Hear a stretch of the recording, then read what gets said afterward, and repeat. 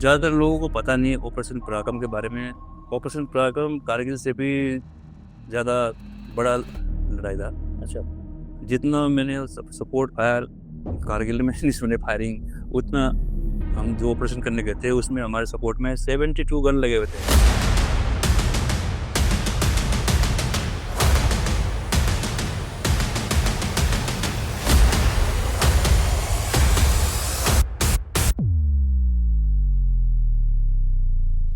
वहाँ पर ऐसा सिचुएशन था, कम से कम 300 से 350 बंदे इकट्ठे हो गए वहाँ पर। सामने उनका 500 मीटर में पोस्ट है, राइट और लेफ्ट में 700 मीटर में उनका पोस्ट है। तो छुपेगा किधर से छुपेगा? सामने जगह पेड़ है, इसमें आड़ लेगा तो इधर दोनों वाला मारेगा, इधर से छुपेगा तो इधर वाला मारेगा। तो उस सिचुएशन में तो अगर सीज फायर नहीं होता वहाँ पर डेड बॉडी उठाने वाला भी कोई नहीं था। वहाँ पर ऐसा जगह था, वहाँ पर ना गाड़ी जाता है, ना हेलीकॉप्टर जाता है, ना बंदा तो ला ही नहीं सकता, ऐसा जगह था वहाँ पर। माउंटेन में जैसे हमने ऑपरेशन के बारे में बात किया है, सबके कदम कदम में जो स्काउट चलता है उसको खतरा रहता है, इसी प्रकार माउंटेन में भी हर कदम में कब मौत आ जाए पता नहीं चलता। तो इसी प्रकार मेरे साथ के कुछ मेरे उस्ताद, कुछ मेरे कोर्समेट अभी भी कम से कम 15 से 16 बंदे माउंटेन में ही हैं। अभी तक 15-20 साल से माउंटेन में ही है, उनका बॉडी अभी तक रिकवर नहीं हो पाया है, मतलब वो बर्फ में दबे हुए। उधर दबे हुए हैं, तो अभी तक ढूंढा नहीं भी जा पाया है।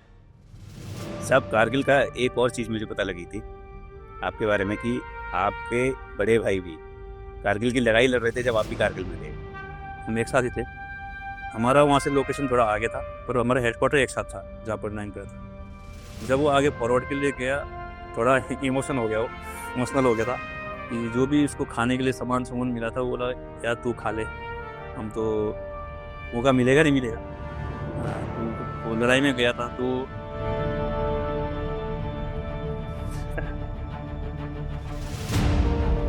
जंगल के रास्ते आगे पड़ रहे थे, तो बीच में हमको 2 बंदे मिले। सर्दी का टाइम था, आग सेक रहे थे। तो सीओ साहब ने उनको डांट मारा, यहाँ फायर लड़ाई चल रहा है, तुम यहाँ पर आग सेक रहे हो। तो उन्हें बेचारा डर के मारे फटाफट आग बुझाने की कोशिश में हरा पत्ता डाल दिया उसके आग के ऊपर। वो भी उसने स्मोक का काम किया। जब देखा तो स्मोक ऐसे निकला, तो बड़े बड़े देवदार के पेड़ थे। मैं बोला अभी फायर आएगा, मेरे मुंह से ख़त्म होना फायर आएगा और सीधा हमारे 50 metre air burst.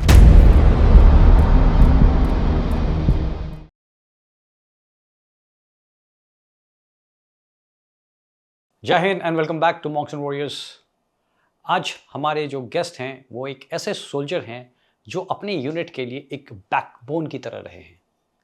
One of the most respected man of one of the most respected special forces unit, वो है 21 पैरा स्पेशल फोर्सेस। ये हैं subedar major and honorary captain Praveen Thapa, एक डिपेंडेबल और फियरलेस ग्राउंड सोल्जर जिन्होंने अपनी जिंदगी ऑपरेशन और माउंटेन्स को डेडिकेट की है। एक माउंटेनियर, एक शेयर ऑपरेशनल मैन। कुछ ही लोग होते हैं जो अपनी यूनिट के ट्रू पिलर होते हैं और वो उनमें से एक है। From being a special forces soldier to rising as a subedar major honorary captain, उन्होंने काउंटलेस ऑपरेशंस और माउंटेनियरिंग एक्सपीडिशंस लीड किए। हम दोनों ने कई सारे ऑपरेशंस एक साथ किए हैं, एक दूसरे से सीखा है और आज वही एक्सपीरियंसेस आप सबके साथ शेयर करेंगे। So let's just get started with Subedar major honorary captain Praveen Thapa.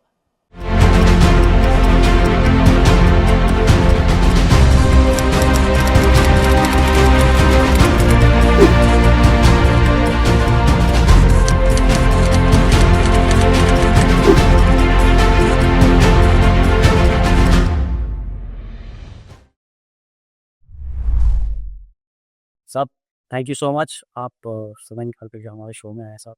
आपके ऊपर तो हमने बहुत दिल से नजर बिछा कर रखा हुआ था कि आप कब रिटायर होंगे और कब आप हमारे साथ इस शो में आएंगे। कश्यप साहब मेरे को बहुत दिनों से बता रहे थे कि मेरी यूनिट के एसएम साहब हैं, अब बस आप उनको लेकर आएंगे, फिर मिलना। तो आप लोगों ने याद किया, उन्हें बुलाया, बहुत आप लोगों की बहुत बहुत धन्यवाद। नहीं साहब, कुछ लोग जो होते हैं ना एकदम ग्राउंड सोल्जर साहब, कोई शोर शराबा नहीं, बट ग्राउंड में सबसे डिपेंडेबल और सबसे भरोसेमंद और सबसे गहरे क्वालिटी वाले जो सोल्जर्स हैं साहब, सीरियसली मैं बोल रहा हूँ क्योंकि आप तो मेरी यूनिट के हैं तो हाँ, तो सीरियसली तो आपका उनमें से नाम है। तो मैं अभी अपने पुराने एक सीईओ से भी बात कर रहा था, उन्होंने बोला कि अगर ये आदमी निकल रहे हैं तो जस्ट सबसे पहले इनको पकड़ लो। So thank you so much. Thank you. जब आपका कॉल साइन होता था डेविल, जी। ये कौन सा कॉल साइन होता है डेविल? ये मेरे उस्ताद थे GRK जी विली मुसा, जो मैं हौस में कोर्स करता तो उससे मेरे उस्ताद थे। तो मेरे जब मैं सियाचिन में इंस्टीट्यूट ऑफ पोस्टिंग गया तो उस समय वहाँ पर उनका यूनिट आया था। तो यूटीटी यूनिट ट्रेनिंग टीम के उस्ताद होते हैं जो क्वालिफाइड होते हैं माउंटेन क्वालिफाइड, तो यूनिट उनको डील करता है। तो मैं वहाँ पर ट्रेनिंग जीसीएस था, वो मेरे गुरु यूटीटी। तो हम जहाँ भी जाते थे साथ में आते थे, क्योंकि मैं उनके सामने कुछ नहीं, उन्होंने मेरे को सिखा के मैं वहाँ पर खड़ा था। तो मेरे अंडर में वो ट्रेनिंग करने आए थे, तो हम तो हमारे तो कोई औकात नहीं उनके सामने। तो हम ऐसे खाली टाइम में से क्लाइंबिंग वगैरह करते रहते थे। तो ज़्यादातर मैं बाकी ट्रूप्स को मोरल अप करने के लिए जो 4 पॉइंट होता है तो उसमें क्रैम्पन के साथ फोर्स क्लाइंब करते थे मैं। दोनों हाँ, दोनों हाथ आइसेक्स और हाँ। तो मैं बीच बीच में कभी कभी हार्नेस पहन के विदाउट क्रैम्पन 3-4 बार अप डाउन करके नीचे उतरता था। बाकी फोर्स को ये लगे कि ट्रेनिंग जैसे विदाउट क्रैम्पन चल रहा है तो उनका तरफ मोरल अप हो। तो वो मैं उस साहब को बोलता, साहब आप डिले करो, मैं क्लाइंब करता हूँ। तो मैं 3-4 बार क्लाइंब करने के बाद डिले करो मतलब वो और हाँ सेफ्टी, हाँ सपोर्ट के लिए। तो वो बोलता मेरे को, बस भाई हो गया, मत चढ़ पे, तू है डेविल, बोला तू वाइट डेविल भी है, तू सियाचिन डेविल भी है, रेड डेविल तो है ही है, ऊपर से बोला तू रेड डेविल भी है। तब से मैं कॉल साइन डेविल लग गया हमने। हाँ, मुझे याद है आप यूनिट में आपका कॉल साइन डेविल। हाँ। सब आप भर्ती हुए थे गोरखास में, है ना, जीटीसी से उसमें, फिर वहाँ से आप 21 पैरा कैसे आ गए? जब मैं 58 GTC में 95 में भर्ती हो गया तो मैं 8 वहाँ पर 2 GR है, एक साथ 58 GT 5 और 8 GR वाले। तो मैं 8 GR में था। तो जब कसम लास्ट में ट्रेनिंग खत्म होने बाद कसम परेड हुआ तो अपना सेंटर कमांडेंट हमारा कसम परेड का रिहर्सल देखने आए थे।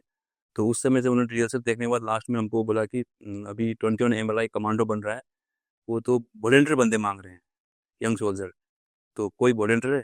तो फिर हम उसी में वॉलेंटियर हो गए। कमांडो का नाम, उसमें कमांडो बहुत बड़ी चीज़ होती थी, पता तो था नहीं कुछ सी, पर कमांडो का नाम ही सुना था कमांडो। तो कमांडो से हम वॉलेंटियर हो गए। तो कसम खाया, फिर वहाँ पर हमको फिर 2.5 महीना फिर हमारा कमांडो ट्रेनिंग चलाया वहाँ पर जीटीसी में। जीटीसी में। एक घातक वाला जीसीओ साहब थे, एक वो एनसीओ साहब थे। रिक्वेस्ट कराया उन्होंने? फिर कोर्स करवाया और फिर नाहन में लाके छोड़ दिया। तो नाहन में जब हम आए तो गेट से इन हुए तो वहाँ देखा तो काला डांगरी, मैरून केप, लंबे लंबे दाढ़ी, साइड में कमांडो, लाल परीदार, हमारे और भी होश गाय हो गए थे पे देख के। फिर जब आए तो बोला बैग साइड में रखो, अभी ट्रेनिंग शुरू नहीं हुआ है, अभी तुम्हारा बॉडी कंडीशन शुरू होगा शाम से। शाम से आने के बाद 2 महीने से हमारा चल रहा है, हमने तो बताया नहीं कि रिक्वेस्ट करके आए हम। मेरी कोर्स कुछ नहीं होना, बस सामान रखवाया, सोना कहाँ है कुछ नहीं, बस शाम से बॉडी कंडीशन। तो हमने बॉडी कंडीशन नहीं है, बॉडी कंडमनेशन है, झगड़ा शुरू। उसके बाद 1 महीने तक ऐसे चलते रहा। उसके बाद जब बंदे इकट्ठे हो गए उसके बाद जो लेट में आए वो फायदा में रहे। हम पहले पहुंच गए थे, हमने एक्स्ट्रा झगड़ा खाया। फिर जब बंदे इकट्ठे होते गए तो ट्रेनिंग चलता गया। हमारा किस्मत ऐसा था कि बंदे बीच बीच में और आते गए और हमारा चलता गया ट्रेनिंग। तो इसी प्रकार से हमने करते गए। तो आपसे पूछा गया कि साहब कि वो 33 दिन वाला कर? हाँ, ऐसा जब हम अपने याद दिलाए, जैसे हम फर्स्ट में पहुंचे तो हमसे पूछा गया कि 3 महीने वाला करोगे या 33 दिन वाला। तो हमने पूछा ये है क्या चीज़, ये पैकेज? तो बोला 33 दिन वाला बताया उन्होंने कि 33 दिन में 24 घंटे चलेगा, सोने का कोई टाइम नहीं है, और जो 3 महीना है उसमें आपको थोड़ा बहुत सोने का मौका मिल जाएगा। तो हमने 3 महीना वाला हमने चूज़ किया, थोड़ा सोने को तो मिलेगा। वो तो ऐसे ही था बस। उसके बाद 3 महीने वाला में रात को भी कोई टाइम नहीं था, रात को कभी उठा दे, कभी पीटी।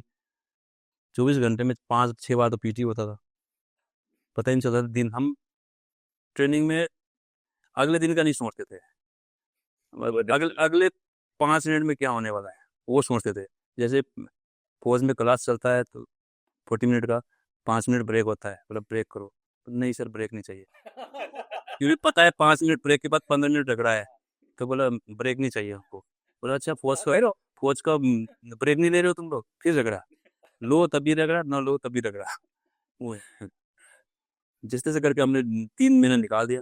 फिर उसके बाद में फिर हमको उस समय SFTS में होता था ट्रेनिंग, स्पेशल फोर्स। जिसमें ट्रेनिंग हुआ करता था, उसमें ट्रेनिंग उन्होंने वहाँ पर सिलेक्शन करके हमको यूनिट का हैंड ओवर कर दिया। जैसे ही हैंड ओवर किया यूनिट में बस हो गया। तो उसी दिन जैसे गए तो उसी दिन सैनिक सम्मेलन था। तो सीओ साहब यूनिट कहाँ पे थी सर? नाहन में था यूनिट। तो सीओ साहब ने तो ट्वाइस साहब इंटरव्यू दे रहे थे। तो हम इंटरव्यू में जैसे इंटरव्यू ख़त्म हो अपना सनी सेमिनार ख़त्म हुआ, सीओ साहब ने बोला कि ये जो बंदे अभी आए हैं ट्रेनिंग विंग से, ये अपने आप को अभी कमांडो मत समझो, फिर तुम्हारा इधर यूनिट में भी होगा कुछ। तो वैसे इतना बोल के चले गए। फिर सीओ साहब चले गए तो एसएम साहब खड़े हो गए। उस समय चपकोए हुए साहब होते थे एसएम साहब, बड़े बड़े मूंछ। हाँ, तो बोला अभी तुम्हारा टाइम स्टार्ट, कोच से हथियार लेके 10 मिनट में बीपीटी स्टार्ट पॉइंट में। जैसे उन्होंने बोलना शुरू किया, हमने वही तो अपना शर्ट का वो जी बटन शुरू कर दिया खोलना। जब तक उनका शब्द पूरा हुआ तब तक हमने शर्ट खोल दिया उधर ही और गो जाके रास्ते में दौड़ते दौड़ते ड्रेस खोल के बीपीटी का ड्रेस पहन के, कोच हमारे जहाँ हम रहते थे तो वहाँ से कोच दूसरी साइड में था, तो वहाँ से गए एक बीपीटी वही हाँ वहाँ से गए। तब तक हम कोच से लेके आए, तब तक एक जो पहले आ गया बैच वो हो चुका था। जो जैसे आ रहा है 15-15 बंदे गो, ऐसे करके 4-5 फेज में बीपीटी गो करवा दिया। उसके बाद वहाँ से फिर दोबारा शुरू हुआ हमारा 1 महीने का। कभी लगा नहीं आपको ये क्या पंगे ले ली? अभी आ गए थे तो अभी सबको पता था कि अभी कमांडो में गया है। अभी यहाँ से वापस जाएंगे फिर बेइज्जती वाली बात है। घर में गांव में चल रहे कमांडो में जा रखा है, तो अगर वापस आ गया फिर तो फिर वही बेइज्जती वाली बात।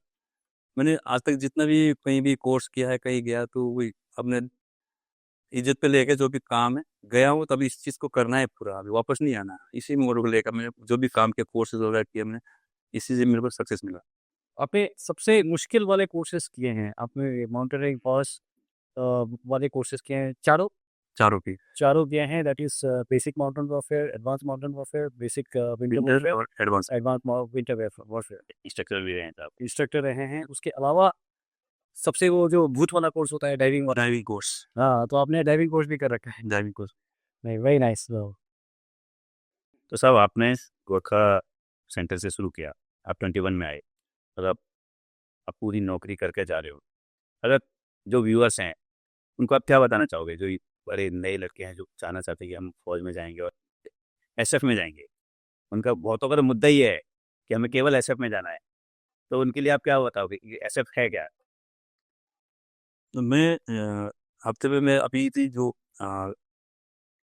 यूनिट में मैं अपना जो अभी नया यूनिफॉर्म शुरू हो गया उसमें हम कुछ लगा नहीं सकते थे। तो अभी पुराना पैटर्न भी चल रहा है, तो मैं हफ्ते में 3 दिन पुराना पैटर्न लगाता था। तो जो न्यू पैराट्रूपर है वो देख के मोटिवेट हो, क्योंकि मैंने इतने कोर्स वगैरह किए, तो जो मेरा यूनिफॉर्म है वो पूरा बहुत जगह नहीं है, तो उसमें लड़के देख के ऑटोमेटिकली मोटिवेट। जब यूनिट में था मैं, तो मैं ट्रेनिंग टीम में, मेरे को बोला था कि सीओ साहब ने ट्रेनिंग टीम में आप रहोगे, पर मौका नहीं मिला क्योंकि कोर्सेस और पोस्टिंग के चक्कर में रह नहीं पाया ट्रेनिंग टीम में।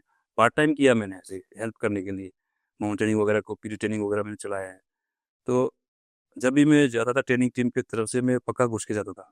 जब वो जो न्यू प्रोविजन वाले होते हैं वो उनका सीएसएम कॉलिंग करता था, तब मैं जाता था, या क्लास चल रहा होगा बीच में एक बार पक्का जाता था मैं उनको अपने, जब जिस दिन मैं अपना यूनिफॉर्म में होता था पूरा, उनको थोड़ा मेरे को देख के थोड़ा बहुत उनको मोटिवेट मिलेगा। तो अभी कुछ ही दिन पहले मेरे रिटायर होने से पहले एनसीसी वाले आए थे बंदे हमारे यूनिट में, एसएम साहब लेके आए थे, लड़के थे। तो मैं उस दिन कुदरती ड्रेस में था मैं, तो वो मेरे को देख के सारे खड़े हो गए, तो विश वगैरह किया। तो फिर मैं एसएम साहब से बात करने के बाद मैं उनके पास गया, तो वो आके सब मेरे पास ही आ गए। तो एसएम साहब भी आ गए उनके जो एनसीसी के, तो उन्होंने बोला कि साहब का देख रहे नहीं को? बोला हाँ सर देख रहे हैं। मैंने पूछा तुम लोग क्या कर रहे हो, क्या करोगे? सर हम आर्मी में जाएंगे, सीडीएस की तैयारी कर रहे हैं। मैंने आर्मी में किस में जाओगे? पैरा एसएफ में। मैंने पैरा एसएफ में, ओके। मैंने पैरा एसएफ में आजकल साहब लोग, हमारे यूनिट के साहब लोग पॉडकास्ट में आते देखते हैं? बोला हाँ सर देखते हैं। बोला ठीक है, उनसे फौज में आना है तो एसएफ में आना है। सब जितना मुझे याद है, हमेशा आप जब भी मेरे को यूनिट में होते थे, आप हमेशा स्काउट चलते थे। मतलब एज ए यंग जवान तो ठीक है, यंग कमांडो, आप इधर नायक और आई थिंक हवलदार होते होते भी आप पर स्काउट चल रहे थे। मैं सिपाही से लेके पैराट्रूपर से लेके जेसीयूस बनने तक मैं गाइड ही चलाऊँ, स्काउट। स्काउट भी जब शुरू में जब जेएलके में थे सीआई में, तो वहाँ पर हम सिंगल अकेला ही स्काउट चलता था। उसके बाद में जब फौज में मैं पहुंचे, एक बार आप कॉन्टेक्स्ट के लिए लोगों को पता नहीं होगा स्काउट क्या है, तो एक बार मैं समझा देता हूँ। स्काउट वो होता है जो जब कोई स्क्वाड जाती है, टीम जाती है, ट्रुप जाता है, कुछ भी जाता है, तो सबसे पहले चलता है।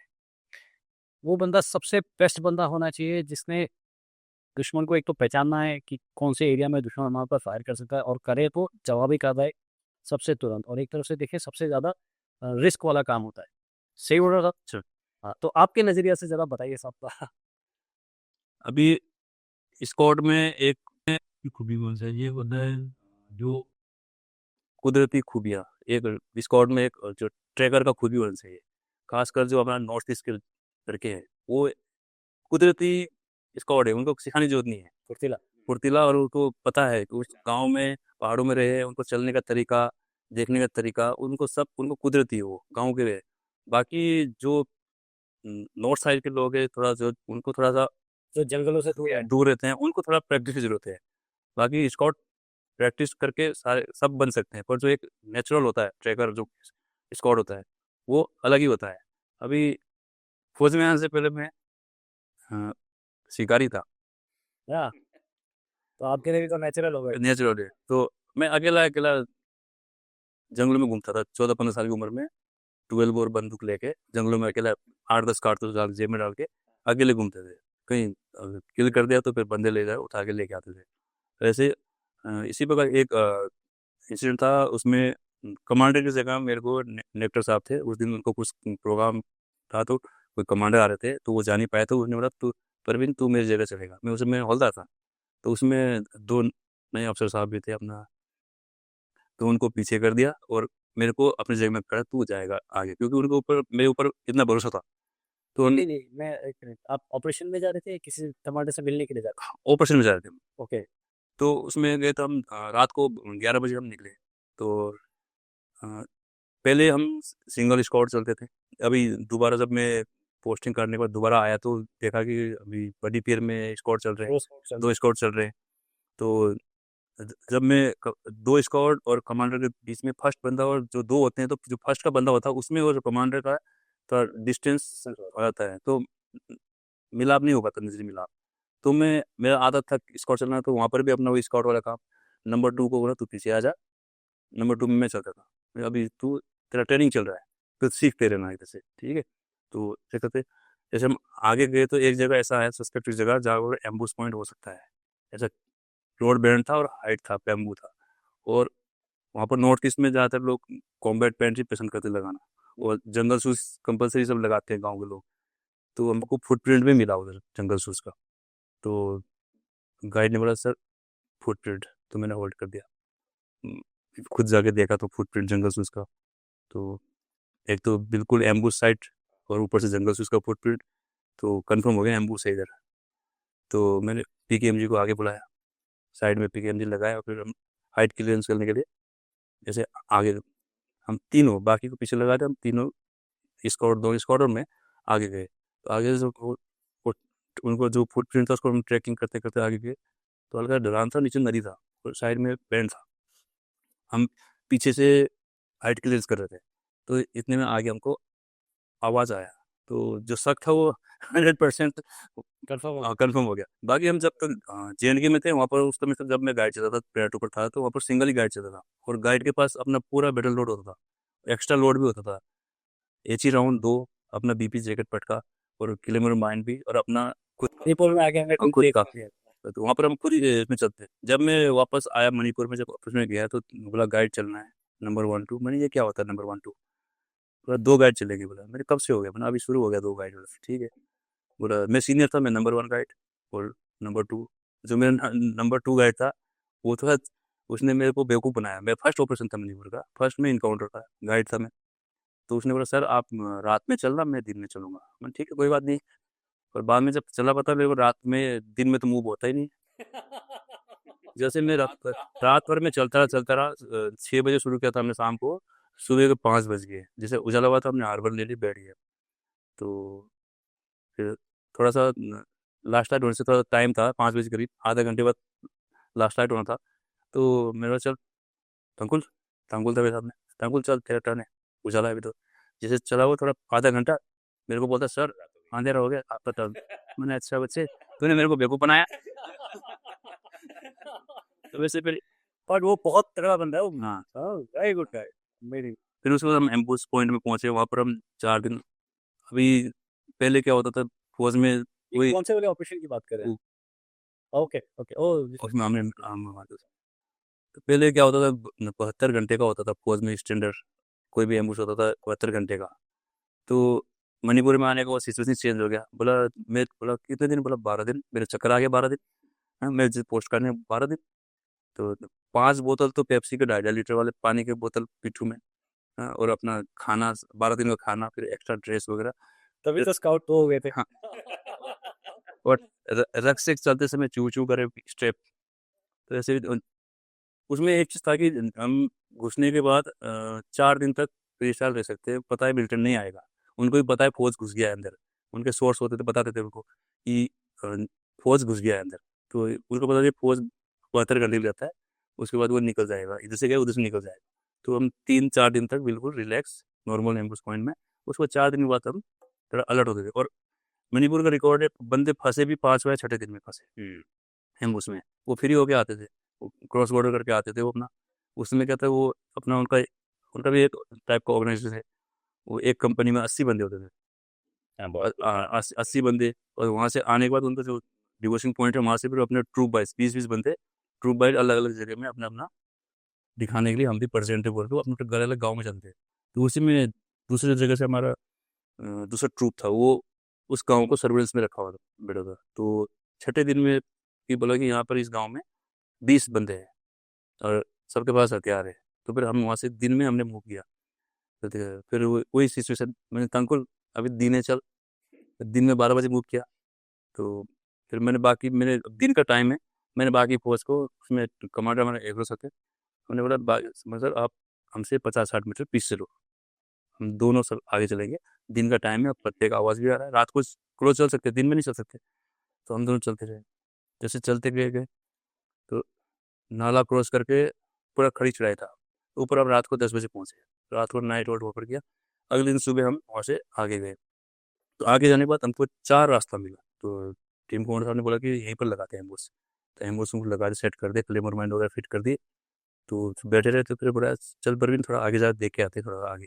तो आगे हम 100 मीटर गए, देखा तो वहाँ पर और 4 रास्ते। बोला ये 4 रास्ते इधर है, उधर से मिनट में भागेगा, इधर से भाग जाएगा।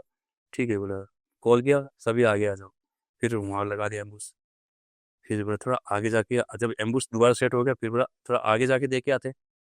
तो आगे जाके देखा तो वहाँ पे 5 रास्ते फर्स्ट है। फिर इतना टाइम भी नहीं था, इतना टाइम भी नहीं था। तो उन्होंने कॉल किया, आरएल और बाकी जो पिट्ठू वही छोड़ दो, तुम अपना वेपन लेके फटाफट भाग के आ जाओ। आगे वहाँ पर एम्बुस साइड लगा दिया हमने। तो वो जगह भी नहीं था वहाँ पर एम्बुस लगाने की, सिर्फ 4 या 5 बंदे लग सकते थे, बाकी कुछ नहीं। तो फटाफट बीच में क्लेमर मैन लगा दिया, एक आगे लगा दिया, एक पीछे लगा दिया। और आगे बैठ गए। पहले पीछे बैठे थे, जगह पत्ते पुत्ते साफ करके पेड़ के पीछे बैठ गए। फिर बोला यहाँ से ठीक नहीं दिख रहा है यार, बोला थोड़ा आगे जाते हैं। बोला आगे जाके बैठ गए, वहाँ पर पत्ते पुत्ते साफ के आवाज़ ना आए, बैठ गया। तो बोला यार परवीन थोड़ा आगे जाके देख के आते हैं। बोला फिर आगे गए तो गाँव के पास ही पहुँच गए। गाँव बिल्कुल सामने घर दिख रहा है।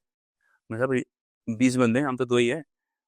ठीक है, आपको दिख गया 20 बंदे? नहीं उस गांव में उधर दूसरा दूसरा ट्रुप था, उसी गांव में उस गांव में 20 बंदे थे। तो वो उधर उन्होंने स्टॉप लगा रखा हुआ था। जब तक हमने स्टॉप नहीं लगाया, तब तक वो आगे एडवांस नहीं किया था। जैसे हम पहुंच गए, मैं साहब हम 2 बंदे हैं, ये 20 बंदे हैं इधर, और बिल्कुल 50 मीटर में। और ठीक है चलो वापस चलते हैं, बोला उधर ही बैठते हैं मुझे। फिर वहाँ बैठ गए वहाँ आगे। तो फिर उनको क्या दिमाग में बोला ऐसा कर परवीन तू उठ जा, था पीछे में बैठा था ना, वहाँ बैठ जाता आगे। इतने में उधर गाँव में फायर शुरू हो गया। तो हम अलर्ट हो गए। अच्छा, ये थोड़ा-सा मिस हो गया साहब। तो अलग-अलग जगह पार्टीज़ थी और मिलिटेंट किसी ने देख लिया था और आप लोग स्टॉप लगा रहे थे। तो हम जैसे वहाँ पहुंचे तो फाइट शुरू हो गया। दूसरे ट्रुप के साथ में वो फाइट शुरू हो, जैसे क्लोज इन कर रहे थे गाँव में। तो मिलिटेंट दिख गया तो फायर किया हमने। तो फायर हुआ तो हमको उसमें पता नहीं चला कितना किल हुआ। तो मिलिटेंट 10 मिनट बाद हमारी तरफ एक बंदा भाग के आया। तो बिल्कुल मेरा फर्स्ट ऑपरेशन था मणिपुर का।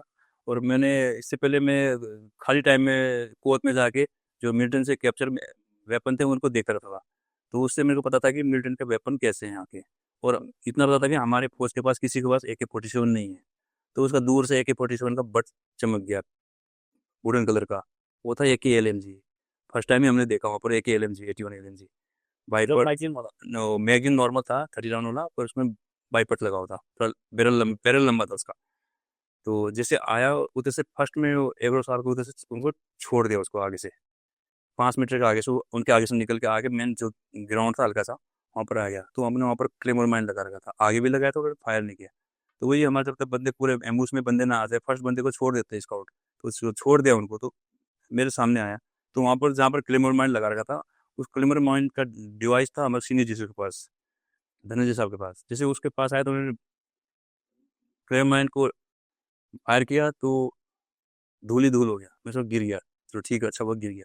जब धूल हटा तो मिलिटेंट के सामने खड़ा है, वो बिल्कुल क्लेमर मान उसके माइंड क्या उसके पाँव के पास ही था, इसलिए उसको इफेक्ट नहीं हुआ। ओह, वो भी नीचे से हाँ, तो उसको धमाका इतना लगा कि मेरे आइडिया से जब मैंने उसको फायर किया उसको पता नहीं चला फायर कहाँ से आया। तो उसको लगता है कान वगैरह उसका फट गया, सुन हो गया। तब जब मैंने उसको फायर किया तो झाड़ी था उसे टेप लेवल तक, मैंने जैसे अलाइजमेंट से फायर किया वो झुक गया और उसके बाद दिखाई नहीं दिया मेरे को। तो फिर उधर से चिल्लाया वो सब, बोला परवीन गिरा। मैंने गिरा तो दिखा नहीं, साहब हिला जरूर है। तो फिर आगे देखा तो साइड में पड़ा हुआ था उसका, जहाँ पर मैंने गोली मारा था उसको वहाँ पर उसका राइफल गिर गया था और 5 मीटर में वो लेटा हुआ था, हमको देख के लुढ़कने की कोशिश कर रहा था। तो फोर्स कहाँ छोड़ते उसको, फिर फायर किया तो खत्म किया। जब उसको चेक किया तो उसका पेंट में क्लियर माइन के छल्ले सरे लगे हुए थे, सिर्फ पेंट में, उसके पाँव में लगाया था उसका, सिर्फ पेंट में लगा छर्रा लगा हुआ था उसका। तो ऐसे पता चला कि वो बिल्कुल क्लियर माइन के बिल्कुल क्लोज था, इसलिए उसको इफेक्ट नहीं हुआ। धमाके से उसका कान वगैरह सुन हो गया था, इसलिए उसको पता चला फायर कहाँ से आया। क्लेमर माइन डायरेक्शनल होता है तो हाँ, वो बिल्कुल नज़दीक क्लियर माइन के पास ही आ गया था वो। तो उसके बाद में उसको अपने सर्च वगैरह वेपन वगैरह निकाला, खाली करके उसका पोच निकाल के एमएसएन वगैरह निकाला। तो उसका पिट्ठू से एक राउंड मिला पोच। तो मैंने निकाला उसको, पटका खोला और जो अपना जैसे बाहर निकला सर्च के लिए, मैंने अपना फायर किया। वो मैगजीन 8-10 राउंड फायर हो गए थे, तो निकाल के मैंने पीछे पॉच में डाला, नया मैगजीन चढ़ाया और आ गया। तो फिर बाकी बंदे उसको बांधने में लगे, तो मैं अपना मैगजीन भरने लगा। तो टीम कमांडर बोले उसे, बोला परवीन क्या कर रहा है। मैं कहा, अभी लड़ाई खत्म नहीं हुआ, मैं मैगजीन भर रहा हूँ। बहुत इंपॉर्टेंट जो मिलिट्री हमारे पास तो एक्स्ट्रा मैगजीन राउंड था नहीं, तो मिलिटेंट का हमारे विजिट में वो एक राउंड होता है। तो मैंने वो दोबारा उसको भर के, और मिल्टन का एमएसए कोई भरोसा नहीं, मिस फायर भी होता है, उसको सबसे लास्ट कोर्स में डाल दीजिए जब बाद में काम आया, जब बिल्कुल भी इमरजेंसी में, तब उसमें। तो ऐसे ही बातचीत कर रहे थे हम। टिप्स याद आ रहा तो उसको बंदे डंडे में बांधे थे कैरी करने के लिए। तब तक एक बंदा आगे बैठा था हमारा, तो बोला सर एक और आ रहा है। बोला एक इतने आधा घंटे के बाद, इतना फायर होने के बाद भी, किलोमीटर फायर हो गया, बंदा मार दिया हमने उसको। अच्छा, उसके बाद भी एक बंदा आया। और जैसे उसने बोला सर एक बंदा आया, तो मैं वहाँ पर पहले मैं पेड़ के नीचे बैठा था, मैं जगह बना रहा था। तो मैं दौड़ के गया, जंप करके सीधा उसमें बैठ गया। जिस जिस हाथ में मैं जंप करके वहाँ पहुँचा, उसी हालत में बैठ के बट कंधे में ऐसे खड़ा हो, ऐसे बैठ गया, क्योंकि झाड़ी कम था। अगर वो आने के बाद मैं हरकत करूँगा दिख जाएगा वो सामने था। मैं बिल्कुल ऐसे खड़ा रहा, बिल्कुल बैठा। मिलिटेंट आया और मेरे बैरल से 1 फीट इधर रुक गया। पीछे आवाज़ कर, उनको पीछे वालों को पता नहीं है कि बंदा आ गया दूसरा। वो पीछे बोल रहे इसको बांध, टाइट बांध करता, टाइट बांध। तो उसने सुन लिया, बंदे ने सुन लिया। तो वो आगे से देख रहा है बंदूक की पोजीशन में, और पीछे देख रहा है वो, और नीचे में बैठा हूँ और मैं बंदूक हिला भी नहीं सकता उसमें, तो देख लेगा। फिर जिसने उसने जैसे हरकत किया, उसने एक कदम पीछे ले गया, तो मैंने राइफल सीधा करके फायर किया। उसने साइड में खड्डा था, खड्डे में गिर गया। हमने ग्रेनेड वगैरह फेंका 1-2। फिर टीम को ने बोला छोड़ दो, लग गया होगा तो मर जाएगा, पीछे नहीं जाना है, घायल के पीछे जाना ही नहीं है। उधर से 2 किल वहाँ कर देते, एक ही हो गया, 3 बहुत है। वो अगर लग गया हो तो मरेगा वो। फिर बाद में इंटरसेप्ट हुआ था कि वो बंदा मर गया था, गोली लग गया तो बचेगा कहाँ वो इतना। तो वो मर गया था वो बाद में। ये भी बहुत इम्पोर्टेंट लेसन था जो हम कहते थे कि घायल वाले के पीछे जाना नहीं है, या एकदम कॉर्नर हो जाए तो दूसरा वो कवर ले लेगा ना सब, वो तो बैठा हुआ है हाँ आपसे, बैठा हुआ है, एंड आप उसको सर्च कर रहे हो उसकी। बैक से आ रहे। तो वो बहुत सारी कैजुअलिटी हुई हैं ऐसे। वो सिंगर सर वाले में वही तो हुआ। हाँ, कई वही सब JNK में काफ़ी हुई। सिंगर साहब वाले ऑपरेशन में डिस्कस करने से पहले साहब ये बताइए कि आपको अगर नया लड़का ढूंढना है, अभी आप SM हैं सुविधा में जैसा आप, और आपको अगर नया लड़का ढूंढना है स्काउटिंग के लिए, तो किन क्वालिटीज़ वाले बंदे को आप ढूंढेंगे या पिकअप करेंगे? मेरे में तो हम फर्स्ट प्रायोरिटी तो देंगे बंदा कुदरती, जो उस बैकग्राउंड से, और कुदरती ट्रैकर हो। जैसे आमतौर से तो गांव देहात से आते हैं, अभी हमारे पास सिविलियन लड़के काम करते थे, जिस इलाके में हम पैदल पैदल चप्पा चप्पा छान दिया, उस इलाके के लड़के हमारे पास मणिपुर में सिविलियन काम करते थे। तो वो भी उनका काम करने का तरीका, जो लोकल लड़के हैं उस इलाके के और बाकी उस ट्रेन में जिन्होंने अपना निकाला है समय, मैक्सिमम उस टाइप के बंदों को हम रिकमेंड कर सकते हैं। और बाकी ट्रेनिंग तो हम करते ही हैं, ट्रेनिंग देते हैं, तो उसमें से हम उसको सिखा सकते हैं हम लोगों को। बाकी जो स्काउटिंग होने से वो रिस्क लेना होना चाहिए, निडर मतलब डरना नहीं चाहिए किसी चीज़ में। और बाकी कहीं से अगर अचानक कार्रवाई होता है तो उसको तुरंत कार्रवाई करके उसको जवाबी कार्रवाई दे चाहिए। और स्काउट के मन में हर कदम में ये चलता है कि कहीं से भी गोली आ सकता है, फायर आ सकता है, तो उसी हिसाब से वो जैसे चल रहा है तो दिमाग में उसको यही चलता है। खासकर मैं ये सोचता था कि अगर मैं जा रहा हूँ, शरीर में अलग सा होता था कि अब फायर आया, अब फायर आया, अब फायर आया, ये मिलिटेंट कहीं भी हो सकता है। तो मैं ये सोचता था कि यहाँ से फायर आएगा तो आगे मैं कहाँ पर आड़ लूँगा, वो आड़ को भी देखते हुए चलता था मैं। फायर आ गया तो पीछे भाग नहीं सकते हम, तो आड़ को देखते रहो। और यहाँ से अभी अभी मैं चल रहा हूँ यहाँ पर, तो अगर फायर आ गया तो मैं इस जगह आड़ लूँगा, अगर वहाँ पर फायर आता तो जब हर कदम में आप अपना कवर भी कवर देखते हुए चलती। कि कहाँ से फायर करेंगे। साहब ये आप मेरे साथ ऑफ डेस्टिनी में भी थे जी। हाँ, वो बड़ा इंटरेस्टिंग हुआ था, वो बताइए जरा आपके तरफ से। जब ये ऑफ डेस्टिनी हमारा टीम का, मैं जेसी बनने के बाद अल्फा टीम में गया था, साहब टीम कमांडर थे, मैं 40 टीम से गया था। तो टीम में काफ़ी टाइम मेरा पोस्टिंग हो गया था, पर मैं बीच में नीचे हेडक्वार्टर में क्रॉस कंट्री वगैरह में करते हुए टाइम में लेट पहुंचा था। मैं अक्टूबर के टाइम में पहुंचा था और दिसंबर में हमारी टीम का टर्नओवर खत्म हुआ था, दूसरा टीम चार्ज लेने आया था और बंदे आ भी गए थे और हमारा 6 महीने का टर्नओवर बिल्कुल खाली था, सूखा था पूरा। और प्रेशर था मेरे ऊपर ऑपरेशन और पटर में यही है, अगर एक टर्नओवर में बंदे गए और कोई कांटेक्ट नहीं हुआ और वापस आ गए 6 महीने 8 महीने में, तो फिर बेइज्जती करते हैं। हाँ, बातचीत चलता है, बोले ये टीम गया था, इसमें कुछ नहीं, ऐसे आ गए 8 महीना बैठ के ऐसे आ गए। तो उसी दौरान में हम दूसरे ऑपरेशन में बैठे हुए थे, उसमें आपको याद भी होगा मेरा उसमें टेस्ट भी था सूबेदारी के लिए, जेएलपीटी। अब मैं सॉरी साहब भूल गया। तो हम उधर से एम्बुस में बैठे, हम उधर कॉल करते हैं, सर अभी लेट हो जाएंगे, डाउन होना पड़ेगा। हम पार थे, उस साइड में थे, तो आए हम वहां से डाउन हुए। उसके बाद में हम एक हफ्ते बाद हमने डाउन हुआ था वो वापस में, तो हम चले गए टेस्ट देने के लिए शिलोंग। तो टेस्ट देके जब वापस आए तो सब इन्फॉर्मेशन सब कुछ गेन करके तैयार होकर जैसे हम आए, पर शाम को लॉन्च जैसे लॉन्च किया हमने, आधे रास्ते तक सर जाना था हमको एक साइड में, हम दूसरे साइड से गए मिलिटेंट को सरप्राइज करने के लिए। ईस्ट में ऑपरेशन करना है, हम वेस्ट में उतरे जाके गाड़ी में। तो वहां से फिर आधे रास्ते में वो एआर वाले अपना गाड़ी लेके आए थे। जैसे हम आधे रास्ते में उतर गए, चलते गाड़ी में अपना स्क्वाड वाइज पहले प्रैक्टिस कर रखा था, पिट्ठू रखेंगे और स्क्वाड वाइज अपने अपने गाड़ी में बैठेंगे और ऐसे करके निकल गए। और जैसे आधे से मिला, चलते गाड़ी में हम पिट्ठू उठाया, निकलते गए, अपना ऑर्डर ऑफ मार्च में लगते गए। और पता भी नहीं चला, लोग जो अगर गांव में कुछ लोग देख भी रहे होंगे तो उनको पता भी नहीं चला, गाड़ी रुका नहीं, हम गाड़ी को रोका ही नहीं हमने। चलते गाड़ी में हम ऐसे निकलते गए, अपने ऑर्डर ऑफ मार्च में थे और सीधा जंगल की तरफ मूव कर गए। रात भर चलने के बाद टारगेट एरिया में पहुंचे नहीं, तो उजाला हो गया, फर्स्ट लाइट हो गया, तो हमने हार्बर लिया। तो हार्बर लेने के बाद वहाँ पर सभी बैठे, तो वहाँ पे हमने जिस गांव में जाना था हमने, उस गांव का हमने सर्विलेंस करना शुरू कर दिया, फोटोस्कोप लगा के बाइनों से।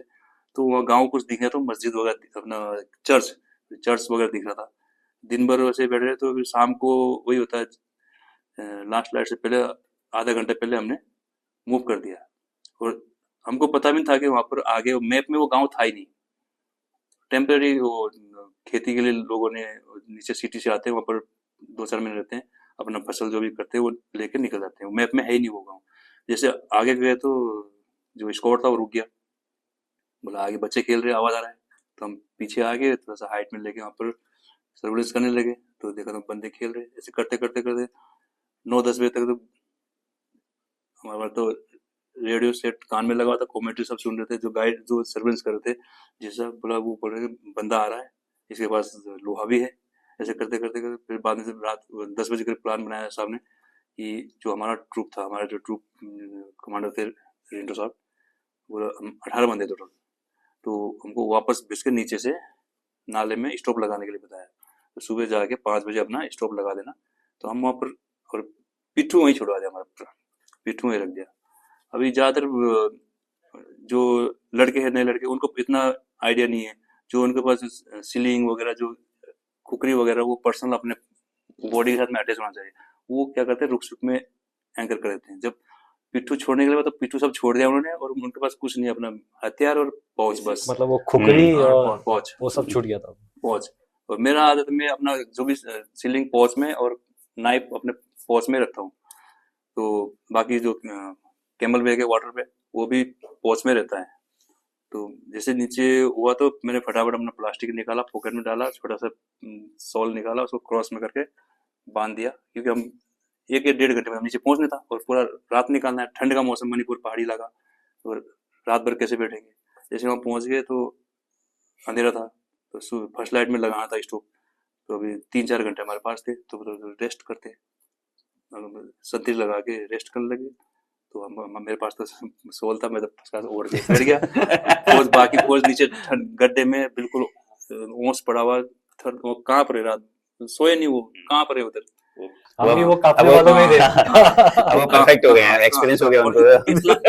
इतना अंधेरा था। जो दूसरा ट्रूप था रिंटू साहब का, वो थोड़ा आगे गया था। इतना अंधेरा, उनको, वो बंदे वहां पर उन्होंने होल्ड किया, उन्होंने पाँव सीधा नहीं किया। उनको लगा कि नहीं, तो खाइए खाइए। जब सुबह हुआ, फर्स्ट लाइट में देखा, तो वो पूरा प्लेन एरिया है।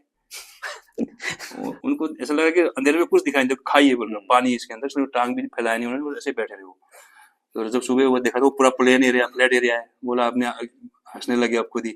फिर जिस फर्स्ट लाइट हुआ, आपने एम्बुश सेट किया, तो थोड़ी देर में 1 घंटे बाद फायर शुरू हो गया।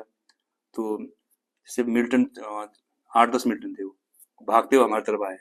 तो 2 हमारे स्टॉप में फंसे बंदे, दोनों को हमने किल किया। एक उधर सांप के ट्रूप ने किल किया था। और जैसे किल होने के बाद जैसे आदेश मिला कि अभी क्लोज, हमने क्लोज किया। तो बंदों को बोला मैंने, इसको बांधो, लकड़ी काटो, इसको बांधते ऊपर ले जाना है, हाइट है काफी। लकड़ी किसे तो काटेंगे? एक दूसरे को मुंह देख रहे हैं, मतलब है ही नहीं उनके पास, फुकरी नहीं है। तो मैं अपना नाइफ निकाला, मैं दिया उसको, एक डंडा काटा। मैं, चलो ठीक है, अभी बांधो इसको डंडे में। तो फिर मुंह देख रहे एक दूसरे के। उनके पास सीलिंग भी नहीं, सीलिंग कहाँ है, बोला ऊपर पीठू में रखा हुआ है। तो फिर मेरे पास सीलिंग था, मैं सीलिंग दिया, उसका कमर में बांधा, और उसी का जंगल सूज का लेस निकाला, उसके पाँव को बांधा और गले को बांधा डंडे में। फिर उसका पोच पास राइफल वगैरह अलग करके उसको लेके गए। तो ऊपर गए तो दूसरा बंदा मारा था, वो भी ऐसे पड़ा हुआ। मैंने, इसको जल्दी बांधो भैया और लेके चलो। वो भी एक दूसरे के मुंह में देख रहे, उनके पास भी कुछ नहीं है। फिर डंडा काट के दिया, रस्सी नहीं है।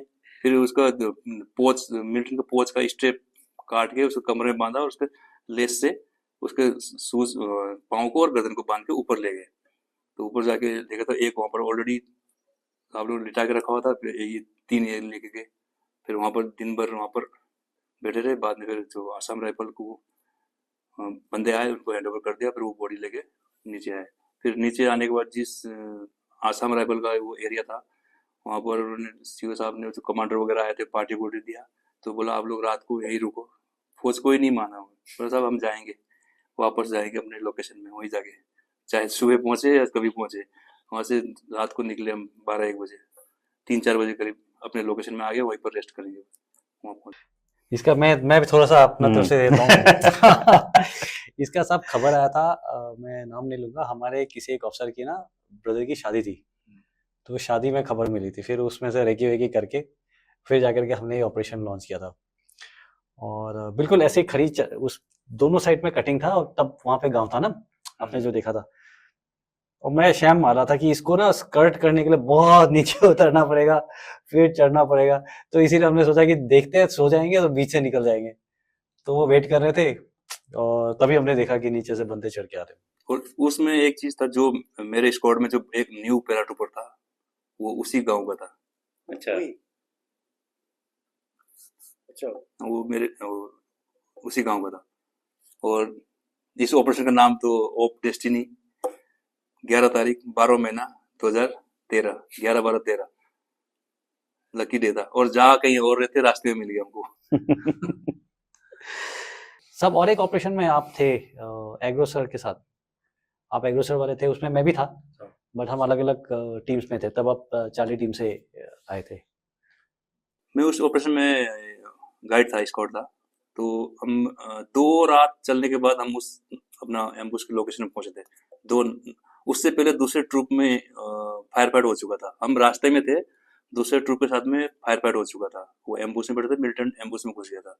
पर उसमें वो क्या सक्सेस नहीं मिल पाया, मिलिटेंट चले गए थे। फिर बाद में उन्हीं मिलिटेंट से दोबारा फिर 4 दिन बाद फिर दोबारा इनकाउंटर हुआ था हमारा। तो हम 2 रात लगातार चलने के बाद हम पॉइंट में पहुंचे थे और वहां से 2 या 3 टीम्स थे वहाँ पे, मोटा मोटा मुझे भी जो याद आ रहा है।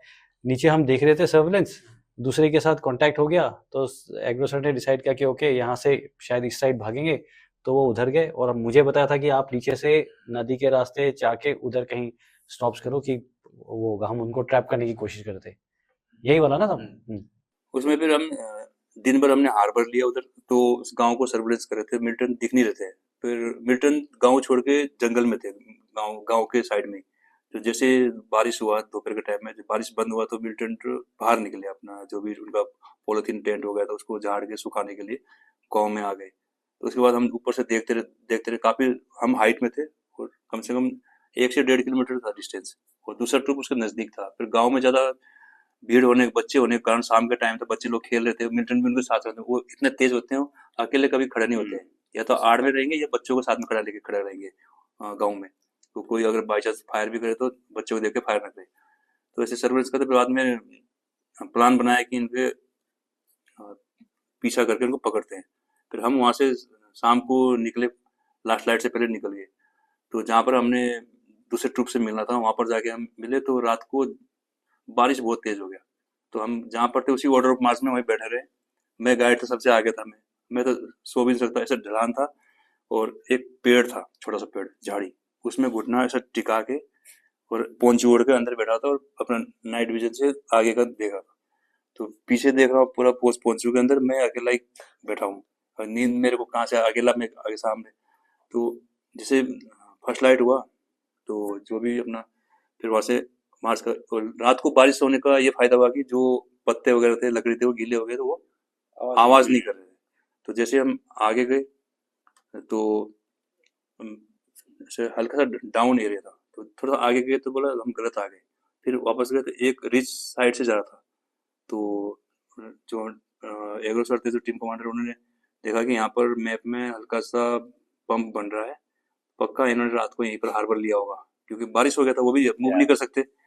तो जैसे गए तो बिल्कुल उनका कहना बिल्कुल सही, वहीं पर उन्होंने हार्बर ले रखा, बिल्कुल फर्स्ट क्लास पोंचू टेंट लगा रखा प्लास्टिक, और फर्स्ट क्लास अपना कुकिंग कर रहे हैं। और धीरे धीरे करके हमने स्टोव लगाने की कोशिश किया, पर नहीं हो पाया। अंडर ग्रोथ इतना ज्यादा, बंदा नहीं जा पाया आगे साइड में। तो ऐसे में रेस्ट करते करते जब ज्यादा टाइम हो गया तो बंदे, उन्होंने अपना टेंट टूंट सब कुछ क्लोज कर दिया, अपना सामान सुमान सब क्लोज करके जब निकलने लगे तब फायर किया। तो उसमें बंदे तो मिले नहीं, बंदे हमारे ऊपर उल्टा फायर करके वो भागे। पर उनका 3 वेपन हमको मिला है, AK-47, वो बंदूक वहीं छूट गया, उनका राइफल वहीं छूट गया। तो उसमें फिर उनको राइफल रिकवर किया। तो उसमें एक बंदे का हमारा राइफल, तो मैं आपको पहले भी बताया था कि राइफल का जो स्प्रिंग खराब होने से फायर नहीं करता। तो हमारा टीकाराम बसने था, तो वो मेरे को बोलता था हमेशा, मैं जब वेपन में डेली सुबह टीम कमांडर के साथ में सिविल ड्रेस में रेकी के लिए निकलता था। मैं कभी किस कैंप में, कभी किसी कैंप में जाते रहते थे। तो वेपन सफाई होता था तो मैं अपना चाल वाला पुर्जा निकाल के लॉकर में बंद कर देता था। M58 हमारा राइफल था, तो थोड़ा पुराना हो चुका था। तो उसमें रजिस्टर्ड नंबर तो होते नहीं, जो कि देख के किसी का भी फिट हो जाता है। तो अगर गलत फिट हो गया तो फायर नहीं होता। काफी हमने, और आप सबसे आगे चल रहे हो। हाँ, वो गाइड, और गाइड का राइफल फायर नहीं होता फिर मुश्किल है। तो मैं इसलिए खत्म है। हाँ, फिर मैं अपना लॉकर में बंद करके जाता था। फिर शाम को मैंने उनको, ये अपना मेरा बैरल साफ कर देना, चैम्बर साफ कर देना, सिलेंडर साफ कर देना, बाकी कोई जरूरत नहीं है, मैं अपने आप ही कर लूंगा। तो लड़के बोलते थे जो मेरे जूनियर, पर सर आप जो पुर्जा क्यों नहीं देते? मैंने बाद में वक्त आएगा तो बताऊंगा तुम लोगों को। तो इसी ऑपरेशन में जब पास्ट ने जब आगे था, फायर आया तो राइफल उसको फायर नहीं किया। तो फिर जब फायर नहीं, आगे से फायर कर रहा मिलिटेंट, और इधर से उसका राइफल फायर नहीं हो रहा, तो फिर क्या करेगा? बस सर जमीन में घुसा के आड़ लेके बैठना है। तो फिर जब वो मिलिटेंट चले गए, फिर हमने आगे जाके एरिया क्लियर करके अपना लगा दिया वेपन वगैरह, उसके बाद सर्च वगैरह किया। तो मेरे पास आया, बोला सर आप सही बोलते थे, बोला पुर्जा नहीं देना चाहिए था। मैंने चल गया पता तेरे को, बोला कैसा लगा तेरे को, बोला जब सर के ऊपर से गोली जा रहा था तो बोला सही। फिर उसका राइफल पिट्ठू में डाल के मिलिटेंट का राइफल उसको पकड़ाया। मैंने अभी अपना कैंप तक जाने के लिए ये हथियार यूज करो। सब ये तो आपका मणिपुर का एक्सपीरियंस है ना, लेकिन इससे पहले आपका कश्मीर वाला एक्सपीरियंस भी बड़ा अच्छा है, इसमें आप लोगों ने एक नंबरदार के घर पे भी कुछ ऑपरेशन किया था। जी हाँ। इनफैक्ट वो- मैं थोड़ा सा कॉन्टेक्स्ट हम्म। और दे देना चाहता हूँ कि पराक्रम वाला। हाँ नहीं, ये जब हम्म। साहब बात कर रहे हैं उस समय 21 पैरा बिल्कुल नई थी, नहीं, एकदम newly converted special forces unit, expectation बहुत ज्यादा है। जे.एन.के में हमारा फर्स्ट किल था वो। हाँ जब हम जे.एन.के में सीआई में थे तो उस समय हमको उस इलाके के बारे में कुछ पता नहीं था। हम सीधा पहाड़ से उतर के वहां पर गए थे और हमको अचानक सीआई में डिप्लॉय कर दिया, काउंटर इंसर्जेंसी। काउंटर इंसर्जेंसी में। तो हम श्रीनगर से सीधा हमको चारकोट में छोड़ दिया और चारकोट में जैसे गए हम अपना पिट्ठू सामान कमरे में रखा और उसी टाइम हमको उठा के एम्बुश में भेज दिया। उस समय कैंपों में काफी थ्रेट आ रहे थे। तो मिलिटेंट कारगिल के, जब उस समय कारगिल जस्ट खत्म ही हुआ था, कारगिल के टाइम में बंदे फोर्स ज्यादातर डिप्लॉय कारगिल में थे, तो मिलिटेंट बहुत ज्यादा अंदर घुस चुके थे। तो हर कैंप में डेली वो फायर होता था मिलिटेंट का। तो ऐसा लगता था जैसे दिवाली चल रहा हो, रात भर फायर, कहीं ना कहीं फायर चलता था।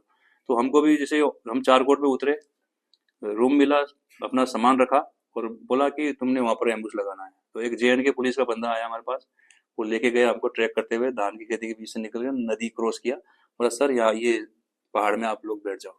हम चले गए, अंधेरा हो गया था, कुछ पता नहीं, जाके बैठ गए। हम एक ट्रैक देखा, ट्रैक को कवर करके बैठ गए। जब सुबह फर्स्ट लाइट हुआ देखा तो पीछे भी हमारा ट्रैक है और एरिया पता ही नहीं। फिर जैसे वहां से उठ के आए, ब्रेकफास्ट किया, फिर वहां से दूसरी जगह मूव करा दिया वहां से। हमको पता ही नहीं चला हमारे साथ हो क्या रहा है, हम मूवमेंट में ही है, मूवमेंट में ही है। तो उसके बाद में जैसे हम जे.एन.के में फर्स्ट 21 उसमें नया यूनिट था, तो सीआई में फर्स्ट बार जे.एन.के में गया था। बाकी आसाम में तो सीआई में ऑपरेट किया था, तो मणिपुर में भी नहीं गए थे उस समय। तो सेकंड हमारा था जे.एन.के। तो काफी दिन वहां पर ऑपरेशन करने के बाद मिलिटेंट इतने थे कि मार्केट में भी मिलिटेंट मिल जाते थे। कुछ सामान लेने जाओ तो मार्केट में मिलिटेंट खुद अपना हाइडोर से निकल के वो सामान लेने आए होते थे। तो वहां पर भी कभी कभी फायर फाइट होता था। तो हम जब भी एम्बुश के लिए निकलते थे, उस समय फौज का स्टैंडर्ड था कि 72 घंटा। तो 72 घंटे का हम अपना राशन पानी लेके जाते थे और अगले दिन दोपहर में लंच टाइम तक वापस आ जाते थे। तो 3 ट्रूप निकलता था, 3 ट्रूप में किसी न किसी के साथ में इनकाउंटर पक्का होता था। इनकाउंटर हो गया, वापस आ गए। तो फिर कभी हमारे ऊपर मिलिटेंट फायर करते थे पहले, कभी हम करते थे, ऐसे चल रहा था। फिर हमने छोड़ दिया, तो 72 घंटे का सिस्टम ही छोड़ दिया। तो हम अगले दिन का सिर्फ ब्रेकफास्ट के लिए पूरी लेके जाते थे। पता है कि लंच में हमने आना है कैंप में, और 100% वापस आ ही जाते थे। जैसे निकलते थे 2 दिन बाद फिर निकलते थे, तो लंच टाइम में वापस। फिर इसी प्रकार एक बार खबर मिला कि लंबरदार के घर में मिलिटेंट आते हैं। वो मिलिटेंट पाकिस्तानी मिलिटेंट। तो वो वहाँ पर शाम को, रात को आते 10-11 बजे खाना लेने के लिए। तो उनका लंबरदार से टाइप हो गया कि अगर मिलिटेंट होगा तो छत में लालटेन नहीं लगाएगा।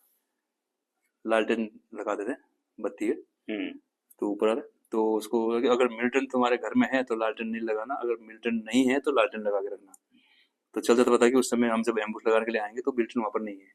तो फर्स्ट दिन में अभी हमारे पास 3 ही ट्रूप थे, तो 2 ट्रूप फर्स्ट दिन में गए एम्बुश के लिए। तो हमारा ट्रूप था कैंप का सिक्योरिटी के लिए, हम बैठे। तो वो गए, उस दिन मिलिटेंट आया नहीं, तो उसमें बंदे वापस आ गए सुबह। फिर उसी दिन शाम को फिर हमको जाना था। तो हमारा स्ट्रेंथ कम था, तो हमने आरआर से कुछ बंदे ले लिए। तो और अपने कुछ बंदे आरआर के हाथ में देके, जैसे जैसे हमने डेस्टिनी में किया था, ईस्ट में जाना था, वेस्ट से उतरे थे, वैसी टाइप से हमने वहां पर भी ऐसे किया। जाना इधर है तो इधर से गए गाँव से। कम वो जो एम्बुश पॉइंट था हमारे कैंप से मुश्किल से 2 किलोमीटर था वो घर, और हम गए 10 किलोमीटर घूम के पीछे से। जब पहुंचे, जब घूम के वहां पर हम रात को पहुंचे, दोपहर में निकले थे 2-3 बजे करीब। तो रात को पहुंचे हम उधर, तो 9 बजे करीब हम पहुंचे। तो हम उस लंबरदार घर के बाहर एप्पल गार्डन था, वहां पर हमने एम्बुश लगा सेट कर दिया। और लालटेन को लालटेन देखा। बाकी जो बंदे थे आरआर वाले, उनके साथ अपने 2-4 बंदे के साथ में आरआर वालों को दूसरी जगह थोड़ा पीछे डिप्लॉय कर दिया।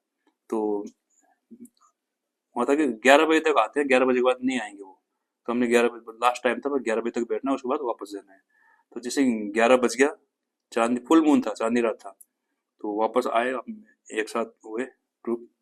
तो कोऑर्डिनेट किया अभी कैसे चलना है, तो फिर जा रहे थे। तो जाने के लिए से निकलने लगे तो दरवाजा नॉक करने का आवाज आ गया, टक टक टक। हम ज्यादा दूर नहीं थे, 15-20 मीटर दूर ही थे उस घर से, और घर के चारों तरफ पक्का पौड़ी था, वो लकड़ी का जो फट्टा होता है 8-8 फीट के वो थे पूरे, इसमें हल्का हल्का झिर्री थे, बस झिर्री।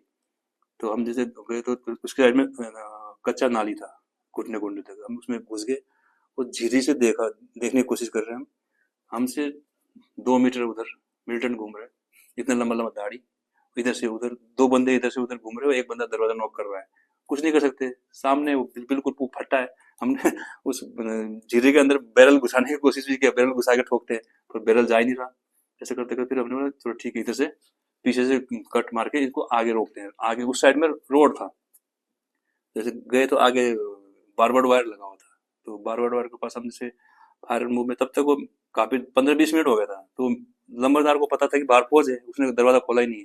तब तक वो मिलिटेंट वापस चले गए। तो आगे जाने के बाद जो आरआर वाले बंदे बैठे थे उनका सरप्राइज लॉस हो गया। उन्होंने पूछा कौन है, मिलिटेंट ने पूछा कौन है, उन्होंने बोलते आरआर। तो आरआर बोलते वो वापस मुड़ के भाग के आए। तब तक हम भी आगे रोड में आए थे, और जैसे हम रोड के पास पहुंचे, आगे बारबर्ड वायर का फेंसिंग था, वो बारबर्ड वायर क्रॉस करके हमारे ऊपर, जैसे वो उधर हम सामने खड़े थे बिल्कुल 5 मीटर में, यहाँ से हमने 2-3 हम फर्स्ट में बंदे थे, 2-3 बंदे हमने फायर किया, तो वो 2 बंदे उधर ही गिर गए और एक बंदा वापस भाग गया। तो उसके बाद अभी उसको सर्च भी करना है, तो फिर जैसे नजदीक गए, कॉल करके नजदीक गए, तो दिख नहीं रहा क्या है। तो दूर से पेड़ की आड़ लेके, तो दूर से टॉर्च जला के सब देखा, तो उनका कॉम्बैट पोच होता है। तो टीम कमांडर साहब ने बोला परवीन ये तो फौजी है यार। मैंने साहब मैंने कहीं आरआर वाला तो नहीं ठोक दिया हमने। फिर ठक से फायर किया उन्होंने, नहीं मिलिटेंट ही है बोला। फिर गए, ठीक है सर्च कर बोला। तो हमारा फर्स्ट इनकाउंटर था उसमें। तो जैसे गए तो ट्रेनिंग में सिखाते हैं कि जो घायल होता है सर्च करने से पहले उसका हेड शूट करो, उसके बाद सर्च करो। तो हमने भी वो ट्रेनिंग के हिसाब से, उससे पहले मैंने अपना, मेरे को बोला था कि तू ऐसा करना, राइट साइड में एक 5 राउंड का ब्रश निकाल दे। मेरे पास AK-47 था, उसमें नाइट साइड लगा हुआ। तो मैंने ऑटो में करके ब्रश निकाल दिया, तार में लगाया और उड़ा दिया सीधे। तो और मैं भूल गया उसको सिंगल में करना, और ऑटो में था। तो ट्रेनिंग याद आ गया कि पहले हेड शूट करो, उसके बाद सर्च करो। मैंने जब हेड शूट किया था 2-3 राउंड निकल गया एक साथ। उसके बाद सर आउट हो गया। फिर सर्च किया, राइफल निकाला साइड में, उसका पोस्ट पास निकाल के साइड में किया। फिर तार बाड़ के उस साइड में नाली में एक बंदा और गिरा हुआ था। तो जैसे तीसरा बंदा था ये? दूसरा बंदा, तीसरा भाग गया था, दो गिर गए 3 में से। तो गए तो फिर मेरे को याद आ गया अभी, फिर मैंने अपने पहले चेंज लीवर सिंगल शॉट में किया AK का। पहले मैंने उसको खोपड़ी में मारा था, तो उसका भेजा उड़ गया। तो अभी उसको मैंने पीठ में मारा, मैंने पीठ में गोली मारा, तो जंप करके नीचे गिरा। तो जब जाके उसको फिर सीधा करके उसका राइफल में उसका गोली लग गया था। तो चाल वाला पूरा पीछे नहीं आ रहा था। तो मैंने उसको मैगजीन निकाला और ट्रिगर प्रेस कर दिया, राउंड फायर हो गया, राइफल खाली हो गया। मैं रोड में फेंक दिया, रोड था साइड में। फिर उसको पोस्ट निकाला, पोस्ट को चेक वगैरह किया, तो उसमें चाइनीज ग्रेनेड वगैरह थे। तो फिर हमने उसको डिस्टर्ब नहीं किया, पोस्ट को साइड में रख दिया। फिर उसके बाद में सबको क्लोज किया, बंदे आए, फिर बॉडी को लेके कैंप में आ गए। सब आपने वहाँ कश्मीर में सेंगर साहब के साथ भी बड़ा ऑपरेशन किया हुआ है। हमारे टीम कमांडर भाई, हाँ, सेंगर साहब का जब हम पॉडकास्ट कर रहे थे तो तब भी वो बता रहे थे अलग से आपके बारे में। तो उस वाले ऑपरेशन का बताइए। 2 ऑपरेशन है शायद जो काफ़ी खास हैं। दोनों ने गोली लगी। दोनों ने गोली लगा था, सेम जगह लगा था उनको। एक तो आसाम में, न्यू गोवा गाँव में। तो हम नाहन से हमारा यूनिट CI में आसाम में ऑपरेट कर रहा था, तो मेन हेडक्वार्टर नाहन में था। तो मैं भी जस्ट कोर्स करके, डाइविंग कोर्स करके यूनिट पहुंचा हुआ था। तो सिंगर साहब और हमारे ट्वाइसी साहब थे, उनका ट्रेन था हमसे 1 दिन पहले। तो किसी कारण से उनका ट्रेन 12 घंटे लेट हो गया। तो हमारा ट्रेन का आपस में 12 घंटे का डिस्टेंस था। तो साहब पहुँचे सुबह, और हम पहुँचे सुबह 6 बजे। तो हम शाम को 6 बजे पहुँचे। जब तक हम शाम को 6 बजे पहुँचे तो सिंगर साहब को गोली लग चुका था। तो जैसे हम बंदे हमको रेलवे स्टेशन में लेने के लिए आए, उसके पीछे ही हमारा ब्रिगेड हेडक्वार्टर था, वहाँ पर हमने रिपोर्ट करना था। तो उन्होंने बोला कि सिंगर साहब को गोली लग गया। मैंने कैसे गोली लग गया, साहब तो हमारे साथ में ट्रेन में थे। बोला ऐसे ऐसे कारण साहब को लेने के लिए आए थे हम, तो अचानक हमको इन्फॉर्मेशन मिला कि मिलिटेंट इस गांव में इस घर में छुपे हुए हैं। तो साहब उसी चले गए, अपना दूसरे बंदे का बंदूक लिया, राइफल लिया और चल दिए। और सिविल गाड़ी में गए थे, तो जो सोर्स था, जो खबर लेके आया था बंदा, उसको भी एग्जैक्ट पता नहीं था कि कौन सा घर है। उसने गलती से जिस घर में मिलिटेंट थे उसी घर के आगे जाके गाड़ी रोक गया। तो जैसे वो गाड़ी रुका तो उसके घर के बाहर एक लेडीज हैंडपम्प में पानी ले रही थी, तो अंदर मिलिटेंट बैठे हुए थे घर के अंदर। तो जैसे उसने देखा फौज को उस गाड़ी से उतरते हुए, तो वो चिल्लाते हुए भागी, फौजी फौजी। तो मिलिटेंट जैसे बाहर निकले तो उन्होंने फायर शुरू कर दिया। तो उसमें सिंगर साहब को 4 गोली लगे थे, और एक हमारा हवलदार भंवर सिंह थे, उनके हाथ में और पाँव में गोली लगा था उनको।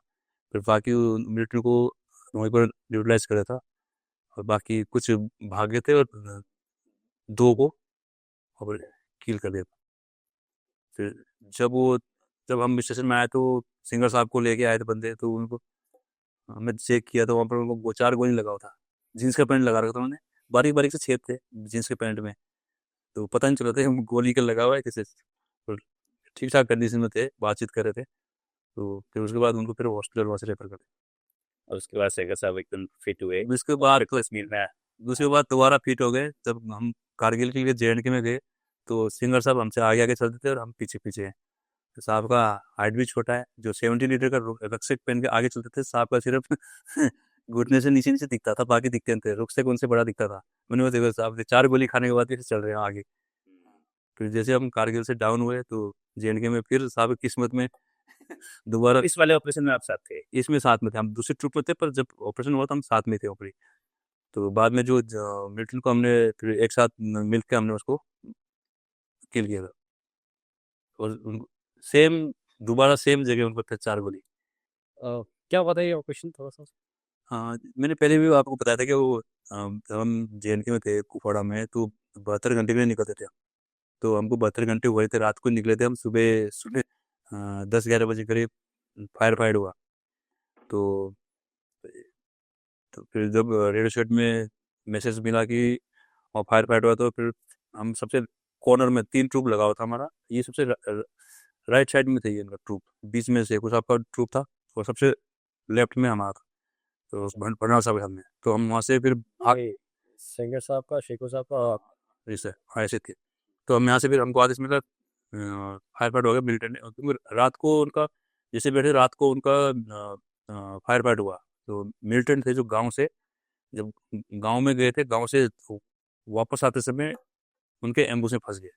तो फायर किया तो एक मिलिटेंट को गोली लगा पाँव में, और उसके राइफल में भी गोली लगा था, उसको तो पिस्टन गिर होता है एक का, वो उधर ही गिर गया था। तो उससे फिर बाद में सुबह हुआ था, उसको जब फिर डॉग को बुला के RR का उसको फिर ट्रैक किया। तो ट्रैक किया तो मिलिट्री ने वहाँ पर एम्बुश लगा के बैठा, एम्बुश लगाया था उन्होंने, और जो जिस बंदे को गोली लगा था वो उन्होंने नीचे नाले में रखा हुआ था, और सामने उन्होंने 4 बंदे थे, अफगानी थे, अफगानी मिलिटेंट थे वो। तो सामने उन्होंने जैसे बंदे गए तो फायर किया। जो जो डॉग मास्टर था उसने देख लिया आगे मिलिटेंट बैठे हुए, जैसे उसने टर्न करने की कोशिश किया, उधर से फायर आया, उसके साइड में यहाँ पर एक ब्रस्ट लगा, वो बंदा उधर गिर गया। जो कि उसने बुलेट प्रूफ जैकेट, उसने हल्का टर्न किया इसलिए साइड में लगा गोली, अगर सीधा होता थोड़ा बच सकता था, हाँ PP में लग सकता था। फिर उसके बाद फिर जो हमारा पेट्रोल स्टेशन था, उसको भी पाँव में गोली लगा तो वो नीचे लुढ़क गया। उसके जो गाइड था दूतराम गले, जो हमने बोला था गाइड जो है चौकन्ना होना चाहिए, जैसे फायर हुआ उसने जंप करके आड़ पकड़ा, तो पीछे सिंगर साहब थे, तो सिंगर साहब को गोली लगा। जब गाइड वहाँ जब जंप करके साइड में फायर किया तो सिंगर साहब को गोली लगा, तो सिंगर साहब भी नीचे लुढ़के। तो जो हमारे 2-4 बंदे थे, बाकी बंदे हमारे पीछे थे, साथ में RR वाले भी थे जो उसको ट्रैक कर रहे थे। तो डॉग 100 में RR के कुछ बंदे थे, तो हमारे आगे सिर्फ 5-6 बंदे थे, एक स्क्वाड ही था। तो गोली लगा तो फिर जो गाइड था और जो दूसरे बंदे थे, एक 2 को तो गोली लग गया, एक तो RR वाला चला गया। तो सिंगर साहब को उन्होंने फायर करते उनको सेफ जोन में उनको लेने की कोशिश कर। सिंगर साहब ने बोल दिया कि बोला मैं तो मरने वाला हूँ, तुम लोग अपना सेफ रहो, हार लो और फायर करो, मेरे को छोड़ दो, मैं तो अभी बचने वाला नहीं हूँ। पर लड़कों ने हिम्मत नहीं आ रहा, उनको खींच के उन्होंने अपना पूरा मैगजीन खाली कर दिया। वो मिलिट्री के ऊपर, मिलिट्री का सर डाउन करने के लिए उसको निकाल के लेके आए। तो उसमें उनका सिंगर साहब का खींचने के चक्कर में उनका राइफल भी छूट गया उधर ही, और रेडियो सेट भी वही छूट गया। तो जब बाद में जब शेखू साहब वहाँ पर गए उसको मिलिट्री को मारने के लिए, उससे उन्होंने क्लोज बातचीत भी किया, आपसे बात में भी किया हुआ, बातचीत किया। उन्होंने बोला कि मैं तेरा भाई हूँ, ऐसा करके। तो अपना नारायण लिंबू वो करता था उसमें साहब के स्क्वाड में, ट्रूप में स्क्वाड। तो वो भी गाली दे रहा है, ये भी उधर से गाली दे रहा है। तो वैसे ही करे तो उसने नारायण लिंबू को बिल्कुल 2 मीटर से हेड शूट किया, और 1 सेकंड के लिए उसने सर पीछे कर लिया, नहीं तो उसका कर दें हेड शूट होगा नारायण लिंबू का। उसने सर पीछे करना, उसको गोली साइड से निकलना, बच गया। फिर उसके ऊपर ग्रेनेड फेंका, ग्रेनेड भी वापस फेंकने के चक्कर में था, उसके हाथ में ब्लास्ट हो गया। जब हम उसको मारने के बाद जब चेक किया तो उसका उंगली उड़ा हुआ था, तो ग्रेनेड हाथ में ब्लास्ट हो गया था। जब उसको तब तक हम भी पहुंच गए थे, हमारा ट्रूप भी पहुंच गया था उधर। तो मैं और एक नया पैराट्रूपर था, हमको वहाँ पर मिडिल ट्रैक में हम 2 बंदों को वहाँ छोड़ के बाकी ट्रूप आगे से ऊपर वाले रास्ते से उसको पीछे स्टॉप लगाने के चला गया। वहाँ पर मैं 2 बंदे हम उसको कवर करके बैठे। जब उसको मारने के बाद जब उसको निकाला तो उसके पास जो हथियार एम्यूनेशन था वो 3 दिन तक आराम से लड़ सकता था। वो बिल्कुल टक टक 2 राउंड फायर कर रहा, उसके बाद चुपचाप बैठ गया। फायर करा कोई? हाँ, खुद का उसका AK-47 था, और जो एक जो संभाला जो मैंने बात की, तो उसका भी AK-47 ने पूरा मैगजीन उसने क्लोज कर रखा था। संभाला कौन था? तो जो ये हमारा जो वहाँ का जो सरेंडर मिलिटेंट था, हमारे कोच का गाइड था। गाइड था, वो भी उस ऑपरेशन में बंदे को रेस्क्यू करने के चक्कर में वो भी वहाँ पर उसको गोली लग गया था, वो भी वहाँ पर किल हो गया था। तो उसका राइफल भी था। जो हमारा किशन था जो स्नेपर, उसका भी DSR उसने रख के उसका पूरा मैगजीन, और जो RR वाला था उसका भी पूरा AK-47 और उसका मैगजीन उसने डंप लगा के रखा हुआ था पूरे बंदूक का। और हमारा रेडियो सेट उसके पास था, पूरा कमेंट्री सुन रहा था हमारा वो। ओ, तो उसको फिर तो, तो मारने के बाद जब निकाला था तो वो ढेर निकला उनके पास, पूरा हथियार पूरे बंदूक हो गया। तब तक कि जब वो सिंगर साहब को जब वो वापस लेके जा रहे थे, तो उस समय बीच में गैप मिल गया, वहाँ पर कोई था नहीं। हमारे बंदे जो फर्स्ट स्क्वाड था वो सिंगर साहब को निकाल के ले गए, और बाकी वहाँ पर कोई नहीं रहा, RR वाले थोड़ा पीछे बैठे हुए थे। तो उसी दौरान उसने पूरा क्लोज कर लिया बंदों का।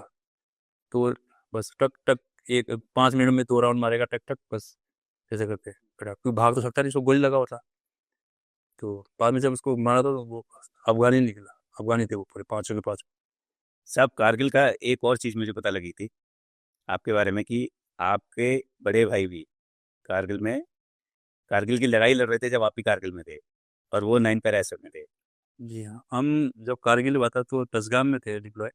तो 21 पैरा और 9 पैरा वहाँ पर एक साथ थे। तो मेरा बड़ा भाई हौलदार नबी था वहाँ उस समय, हम एक साथ ही थे। तो हमारा वहाँ से लोकेशन थोड़ा आगे था, पर हमारा हेडक्वार्टर एक साथ था जहाँ पर 9 पैरा था।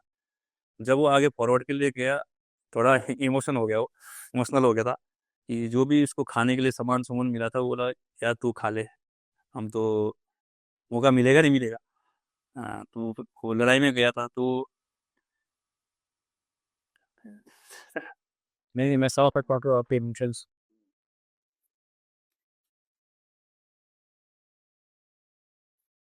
बट भगवान का अच्छा है साहब कि दोनों भाई, आप हाँ, वो दोनों आज भी सही देखो सलामत है है। ना, बताने के लिए एक ही चीज़ को।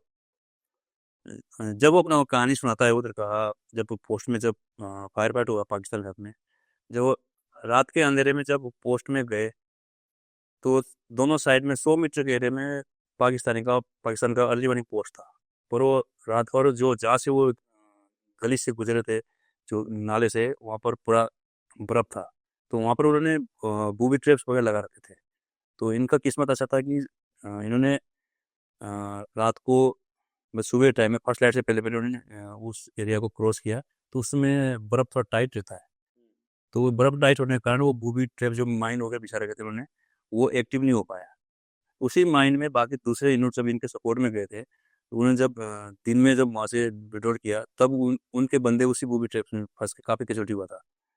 तब ये जब ऊपर गए, तो वहाँ पर ऊपर पहुँचने के बाद नीचे से कॉल आया, बोला तुम्हारे बगल में बंदे हैं पाकिस्तानी। बोले नहीं नहीं, बोला हमारे बंदे हैं। वो इतने क्लोज थे ये ज़्यादा नहीं, पता नहीं चल रहा था। 4 से 5 मीटर के है वो। ये टेकरी के उधर वो पाकिस्तानी, और इस साइड में 9 बैरक बंदे हैं। तो बोला ये अपने बंदे हैं। वो अभी उनको पता चला हमारे बंदे इतने रेडियस में कौन हो सकता है, दुश्मन तो हो नहीं सकता।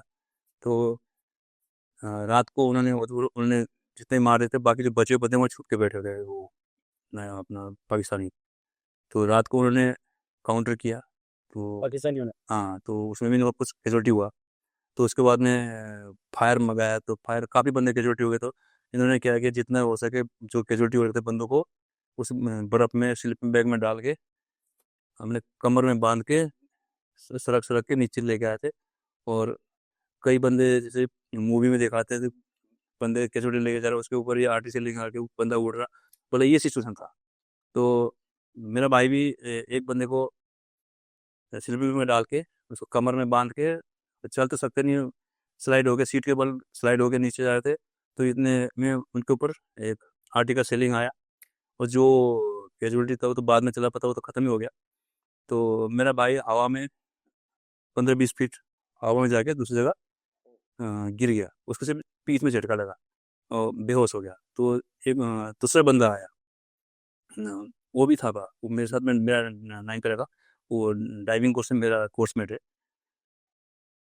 तो उसने आके उसको हिलाया, तो अगर वो उसको नहीं जगा था तो वहीं बर्फ़ में ठंडा पड़ जाता। पर बाद में जब उसने उसने जगाया, उसको उठाया था, उसे जब चेक किया था, उसके पीठ में आरएल का नाइट साइड था, बड़ा होता है नाइट साइड, उसमें उसका स्प्लेंडर लगा था, वो नाइट साइड के टुकड़े टुकड़े हो गए थे, उसके कारण वो बचा। फिर उसके बाद में फिर वो फिर डाउन हुए नीचे, उतना चोट तो नहीं होता। फिर बाकी कैजुअल्टी को लेके टीम कमांडर बोला जाकि जो भी कैजुअल्टी है उनको लेके नीचे। उन बंदे इतने कैजुअल्टी हो गए थे, उनके पास ही 3-3 4-4 राइफल हो गए बंदों के। तो फिर वो राइफल वही डंप करके, वो बाकी जो कैजुअल्टी थे वो खुद भी चोट लगा था, बाकी बंदों को लेके नीचे बिल्ड हो गए। तो दोनों भाई एक साथ कारगिल की लड़ाई में, रेयर, बहुत रेयर। यस, और दोनों असद में। सब आप ये बताइए, ऑपरेशन पराक्रम के दौरान भी आप लोगों ने काफ़ी ऑपरेशन किए, involved थी। ज़्यादातर लोगों को पता नहीं है ऑपरेशन पराक्रम के बारे में। ऑपरेशन पराक्रम कारगिल से भी ज़्यादा बड़ा लड़ाई था। अच्छा। जितना मैंने सपोर्ट फायर कारगिल में नहीं सुने फायरिंग, उतना हम जो ऑपरेशन करने गए थे उसमें हमारे सपोर्ट में 72 गन लगे हुए थे, आरटी के बोपर्स मिला के। जब हम पोस्ट 72 guns। जगह जगह लगे हुए थे हमारे सपोर्ट में उस पोस्ट को लेने के लिए। तो वहाँ पर 2 यूनिट पहले जा चुका था। एक आप हम नाम वाम नहीं लेंगे, बट आप कोई पोस्ट रेड करने के लिए जा रहे हाँ, रेड करने जा रहे थे। तो हमारा टाइम फर्स्ट तो जैसे मैं छुट्टी में था, छुट्टी से वो आते ही मैं हेडक्वार्टर में उतरा, तो टीम कमांडर हमारे पांडे साहब और भंडो साहब वही थे, और हमारा सीओ थे कर्नल मान साहब, वहाँ पर उतर आए थे। तो मेरे पास टीम कमांडर ने मेरे को बोला कि तू रेकी के जाएगा। मैंने बोला मेरे पास कुछ नहीं है, कपड़ा भी नहीं है मेरे पास, एक ही ड्रेस जो लगा रखा है, ट्रांजिकल्स पहन रहा हूँ, ना राइफल है ना पिट्ठू है। बोला राइफल पिट्ठू की चिंता मत कर, दूसरे बंदे छुट्टी जाने के लिए आए थे टीम से, उनका पिट्ठू और राइफल पकड़ा दिया। मैंने चल ठीक है, अभी जाना पड़ेगा। तो गए हम रेकी के लिए। जा रहे थे वहाँ पर, रास्ते में हैं। आपका रिकॉर्ड इतना अच्छा था, आपको कोई शो करके ऑपरेशन नहीं जाता। वो वहाँ पर जा रहे थे, तो हमने जो हमारा सामान था, इक्विपमेंट वगैरह, फिर हमने सिविल पोर्टर वगैरह हायर किए, कुछ खच्चर किए, तो उसमें डाल के रेडियो सेट वगैरह जो भी लेके गए। तो रास्ते में जंगल के फायर का आवाज़ कंटिन्यू चल रहा था। इतना फायर तो हमने कारगिल में भी नहीं सुना, कंटिन्यू चला था, आर्टी सेलिंग कंटिन्यू चला था। और अपने भी सपोर्ट में गन लगे हुए थे, कोई डायरेक्ट रोल में लगे हुए थे, कोई इनडायरेक्ट रोल में लगे हुए थे, फायर चला था। तो हम पहले हम उस जिस यूनिट के एआर में वो पोस्ट पड़ता था, उस यूनिट में हम पहुँचे।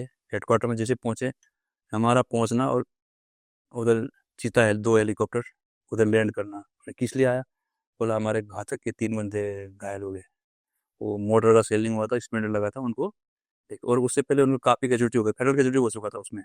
तो घातक के 2-3 एनसीओ थे, उनको डाल के हेलीकॉप्टर में सीधा 92 BH भेज दिया। फिर हम नाइट होल्ड वहाँ पर किया। अगले दिन हम गए वहाँ से, आधे रास्ते तक गाड़ी में गए, वहाँ से फिर पोर्टर वगैरह खच्चर लेके सामान लेके हम जंगल के रास्ते आगे पड़ रहे थे। तो बीच में हमको 2 बंदे मिले, सर्दी का टाइम था, आग सेक रहे थे। तो सीओ साहब ने उनको डांट मारा कि यहाँ फायर लड़ाई चल रहा है, तुम यहाँ पर आग सेक रहे हो। तो उन्हें बेचारा डर के मारे फटाफट आग बुझाने की कोशिश में हरा पत्ता डाल दिया उसके आग के ऊपर, वो भी उसने स्मोक का काम किया। तो मैंने जब देखा तो स्मोक ऐसे निकला, तो बड़े बड़े देवदार के पेड़ थे। मैं बोला अभी फायर आएगा, मेरे मुंह से खत्म होना फायर आएगा और सीधा हमारे 50 मीटर एयर ब्रस्ट, वो धुआं निकल गया ऊपर पेड़ से ऊपर, और मुंह से शब्द निकलना फायर आएगा, और इतने में पीछे 50 मीटर पीछे एयर ब्रस्ट हुआ है गाड़ी का। इतना जल्दी का इतना जल्दी वो तो बिल्कुल तैयार बैठे थे वहाँ पर। और फिर हमको तो आइडिया था कारगिल का, अभी एयर ब्रस्ट में हम पेड़ की आड़ तो ले नहीं सकते, तो हमने गिरा हुआ पेड़ देखा, हमने ऊपर से बचना है एयर ब्रस्ट से। एक बड़ा सा देवदार का पेड़ गिरा था, उसके नीचे लंबा लेट गया। 3 एयर ब्रस्ट आए कंटिन्यू, किस्मत ऐसा था हमारे पास नहीं गिरे, साइड में 50 मीटर आगे पीछे दाएं बाएं गिरे। फिर उनको सीधे सामने डांट डोट मारा, फिर हम चले गए आगे। तो आगे फिर ऐसा जगह था कि आगे से रास्ता था, वो सामने उनको फायरिंग में आ रहा था, और एक पीछे झाड़ी से घुसना पड़ता था। पूछा, बोला किधर से जाना है, इधर से पीछे से या इधर से? मैंने साहब इधर झाड़ी बहुत है, इधर से नहीं जाएंगे, इधर से चलते हुए। फिर इधर फायर आएगा, देखने का फायर यहाँ से गो 50 मीटर का डिस्टेंस था उसमें, एक एक शूट मार के आगे से नहीं गया। वो झाड़ी में घुसने के उससे गोली खाना तैयार है। वहाँ से हम आगे गए, पोस्ट में हम वहाँ पहुंचे, वहाँ पर पूरा हाल खोज का, कोई बंकर ऐसा पक्का बंकर नहीं है वहाँ, खाना सिर्फ दिन आप पाकिस्तानी पोस्ट की बात अपना पोस्ट। और उसमें जहाँ से आपने रेस यहाँ हमने वहाँ से रेकी करना था, सर्वेलेंस करना था हमें उस पोस्ट के बारे में। तो वहाँ पर दिन में एक ही बार खाना बनता था, जिसको मिल गया, बाकी बस भूखे रहो। तो ये कि वो खाना बनाने भी नहीं देते, वो पोस्ट के छत में तो मोटर गिरा देते उनका, बिल्कुल कैलकुलेशन किया होता उन्होंने जीआर, सीधा मोटर का जो उसका आएगा बम सीधा पोस्ट के छत के ऊपर ही। और जो बंदे पहले जो कैजुअल्टी होके जो गए थे हेलीकॉप्टर में, वो घातक के बंदे थे, वो पोस्ट के अंदर सो रहे थे, तो उसके अंदर उन्होंने मोटर का बम गिराया, तो बम फटा नहीं, उसका जो टेल रोटर वो खुल गया, तो उससे उनको चोट लगा। तो हम उन्होंने बताया कि इसके अंदर गिरा हुआ सेल इतना बड़ा था, हमने दरवाजा खोल के देखा, वो पड़ा हुआ था बम उसके अंदर, हम गए नहीं, वो बम शटर बंद करके रखा हुआ था। फिर हमने खाना खुना खाया, जो भी मिला वहाँ पर, रोटी वोटी तो कुछ बनता नहीं था, दाल और चावल ही बनता था, जो उबाल दिया, जिसने खाया खाया, नहीं खाया। फिर उसके बाद रात को होल्ड किया, तो कोई जो उन्होंने टेम्पररी लकड़ी के चारपाई बना रखे थे, तो कुछ बंदे हमारे चारपाई के नीचे सोए, और हम तो ऊपर सोए। बोला ऊपर छत है, उसके बाद तुम हो, उसके बाद चारपाई है, उसके बाद नीचे बम गिरेगा तो हम बच जाएंगे। आधे घंटे में वो वापस ऊपर आ गए, और क्या हो गया, चूहे है बोला। बोला बम से मर जाएंगे, चूहे सोए नहीं दे रहे, बोला ठीक है। फिर उसके बाद सुबह हल्का सा बंकर में जाके, ट्रेन पे जाके वीडियो शूट वगैरह किया, देख के फिर उसको वापस आ गए। मैंने चलो ठीक है, वापस आ गए। वापस आया, जैसे हेडक्वार्टर पहुंचे, उधर से लगातार दो मी 17 गड़गड़ करते हुए नीचे लैंड हुआ। देखा तो चार्ली टीम डाउन उधर, और मेरा राइफल और पीटू साथ में लेके आ रखे। मतलब ये ले, अब तू वापस नहीं जाएगा, तू ऐसे में हमारे साथ चलो आगे। और मैं तो हेडक्वार्टर से आया हूँ सीओ साहब के साथ में, नहीं बोला तू हमारे साथ जाएगा, सीओ साहब जाएगा। फिर हम चले गए आगे। तो जैसे गए तो हम, इतना हैवी फायर चला था, हम क्रॉस करके आगे चले गए। उनका उस पोस्ट से आगे एक उनका अर्ली वार्निंग पोस्ट था, वहाँ पर इन्होंने इतना सरप्राइज मेंटेन रखा हुआ था, वहाँ पर वो लाइट व्यूट कुछ नहीं चलाते थे, ना खाना ना कुछ नहीं, तो वो बचा हुआ था। उसके ऊपर से सामने पोस्ट में फायर रहता था, तो हम जाके आगे जाके वहाँ पर जंगल में लेट गए। तो रात को निकलना था वहाँ से, पूरी तो हाँ पूरा टीम निकलना था रात को। तो हमको 12 बजे तक आदेश नहीं मिला, रात को 12 बज गए मूव करने का। तो 1 बजे रात को मैसेज मिला कि वापस। तो वापस आ गए, अपना अभी तो बच गए, वापस आ गए हम, क्योंकि इतना हैवी सेलिंग था, उससे हमने अपना आस छोड़े था बच के आएंगे, वो भी हम क्रॉस बॉर्डर करके जा रहे थे। तो वापस आ गए वापस, तो हमको पता नहीं कि क्या हो रहा है। फिर वहाँ से वापस हम 2-3 किलोमीटर पीछे जंगल में, वहीं पर जंगल जहाँ पर वो आग जलाया था, वहाँ जंगल में आके दिन भर वहाँ बैठे रहे। तो बाद में पता चल रहा है कि एयरफोर्स वाला वहाँ पर उसमें मिजाइल से उस पोस्ट को हिट कर रहे हैं, लेजर गाइडेड मिजाइल से। तो अगर बाई चांस दाएं बाएं हो गए तो हमारे बंदे की ड्यूटी न हो, इसलिए हम नज़दीक थे, इसलिए हमको पीछे विड्रॉल किया था। जब उन्होंने फायर किया तो ठीक तरह से डिस्ट्रॉय नहीं हो पाया, एक ही फायर किया था। तो फिर बोला वापस, फिर अगले दिन फिर हमने मूव किया, वहाँ से मार्च करते गए हम। तो गाइड मिले थे, जो लोकल यूनिट थे, दोनों यूनिट पहले थे, उनके दो गाइड मिले थे। तो आगे लगे वो, आगे 2 गाइड, उसके बाद तीसरा मैं, उस समय तक सिंगल ही गाइड चल रहा था, मैं अकेला गाइड था, मेरे पीछे टीम कमांडर। तो आगे चले गए, तो फिर आज रास्ते जाने के बाद उस यूनिट का गाइड चेंज हो गया, दूसरा यूनिट आ गया। तो जैसे गए तो आगे चले गए, वो जहाँ से वो अंदर घुसना था सर्विस लाइन से वो भूल गए रास्ता और हमको आगे ले गए। आगे हमने 90 डिग्री क्लाइम किया झाड़ी ट्रेनी पकड़ पकड़ के। हमारे साथ में आरटी के कैप्टन साहब थे, आरटी सूट लेने के लिए। वो ऊपर से स्लिप हुए और शुक्र करो एक बंदे का हाथ में आ गया वो बिट्ठू, नहीं तो सीधा नाले में जाना था, उन्हें बच गए वो। फिर हम जाके ऊपर पहुँचे रात को। फिर वहाँ पर रास्ता तो भूल गए वो, थोड़ा होल्ड किया, फिर चांदनी रात हो गया। फिर आगे चलते गए तो वो गाइड आगे चले, बस सर बस 100 मीटर आगे ही है बस, बोला। चलते गए उजाला हो गया। हमने 5 बजे रेड करना था, तो 5:30 भी हो गया। फायरिंग हमारे ऊपर से फायरिंग चल रहा है, सपोर्ट फायर, जमीन हिल रहा है धड़ाधड़ धड़ाधड़, फायरिंग की आवाज़ से आती है। उसके बाद उजाला हो गया तो बंडाल साहब थे, बोला तुम लोग पीछे हो जाओ। तो परवीन चल शुरू कर अपना भूत चाल, बोला। बंडाल साहब और मैं दोनों एक साथ में फायर एंड मूव में आगे बढ़ते गए करते गए। फिर फायर भी बंद हो गया, आरटी सेलिंग भी बंद हो गया। मैं साहब ये तो सपोर्ट फायर भी बंद हो गया, 8:30 बज गया था। बोला हाँ यार सपोर्ट फायर भी बंद हो गया। फिर उन्होंने कॉल किया तो बोला सीज फायर हो गया है, हमारा डीजीएमओ उनका डीजीएमओ का बात हो गया, सीज फायर हो गया। अभी ऐसा करना, जो फर्स्ट में एक पोस्ट है उसी को डिस्ट्रॉय करना, आगे वाले 100 मीटर दो पोस्ट है उसको डिस्ट्रॉय नहीं करना। तो चलो ठीक है, बोल के चल गए। जैसे वहाँ पहुँचे तो साइड से दूसरा उनका दोनों जो यूनिट थे उनके 2 कंपनी इंजीनियर डेट अपना एक्सप्लोजिव लेके आ रखे, अपना बंकर ब्रस्टर वाला पूरा। वो आगे जाके वो हमसे बाद में नहीं, हमसे पहले पहुँचे वो, हम तो पूरा रास्ता भटका दिया उन्होंने। तो वहाँ पहुँचे तो फिर मैंने अपना राइफल पीछे घुमाया, पीछे उतार के डिस्पोजल आ रहा था कंधे में रखा, चल दिया आगे। टिंग कमांड पर तू कहाँ जा रहा है? मैं सर अब इतने दूर आया था, एक बंकर तो मैं भी फायर करता हूँ, वो रहने दे, तू थक गया होगा रात भर चल दे, तू रेस्ट कर इधर, हम कर देंगे पड़ा। तो फिर वे वहाँ पर ऐसा सिचुएशन था, कम से कम 300 से 350 बंदे इकट्ठे हो गए वहाँ पर अगर एक्चुअल में सिचुएशन में वहाँ पर अगर लेट नहीं होते, अगर हम पहले पहुँच जाते और सीज फायर नहीं होता तो कोई बच के आने का चांस ही नहीं है। सामने उनका 500 मीटर में पोस्ट है, राइट और लेफ्ट में 700 मीटर में उनका पोस्ट था।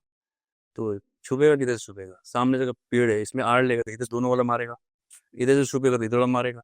तो उस सिचुएशन में ना, तो अगर सीज फायर नहीं होता वहाँ पर डेड बॉडी उठाने वाला भी कोई नहीं था वहाँ पर। ऐसा जगह था वहाँ पर, ना गाड़ी जाता है ना हेलीकॉप्टर जाता है, ना बंदा तो ला ही नहीं सकता, ऐसा जगह था वहाँ पर।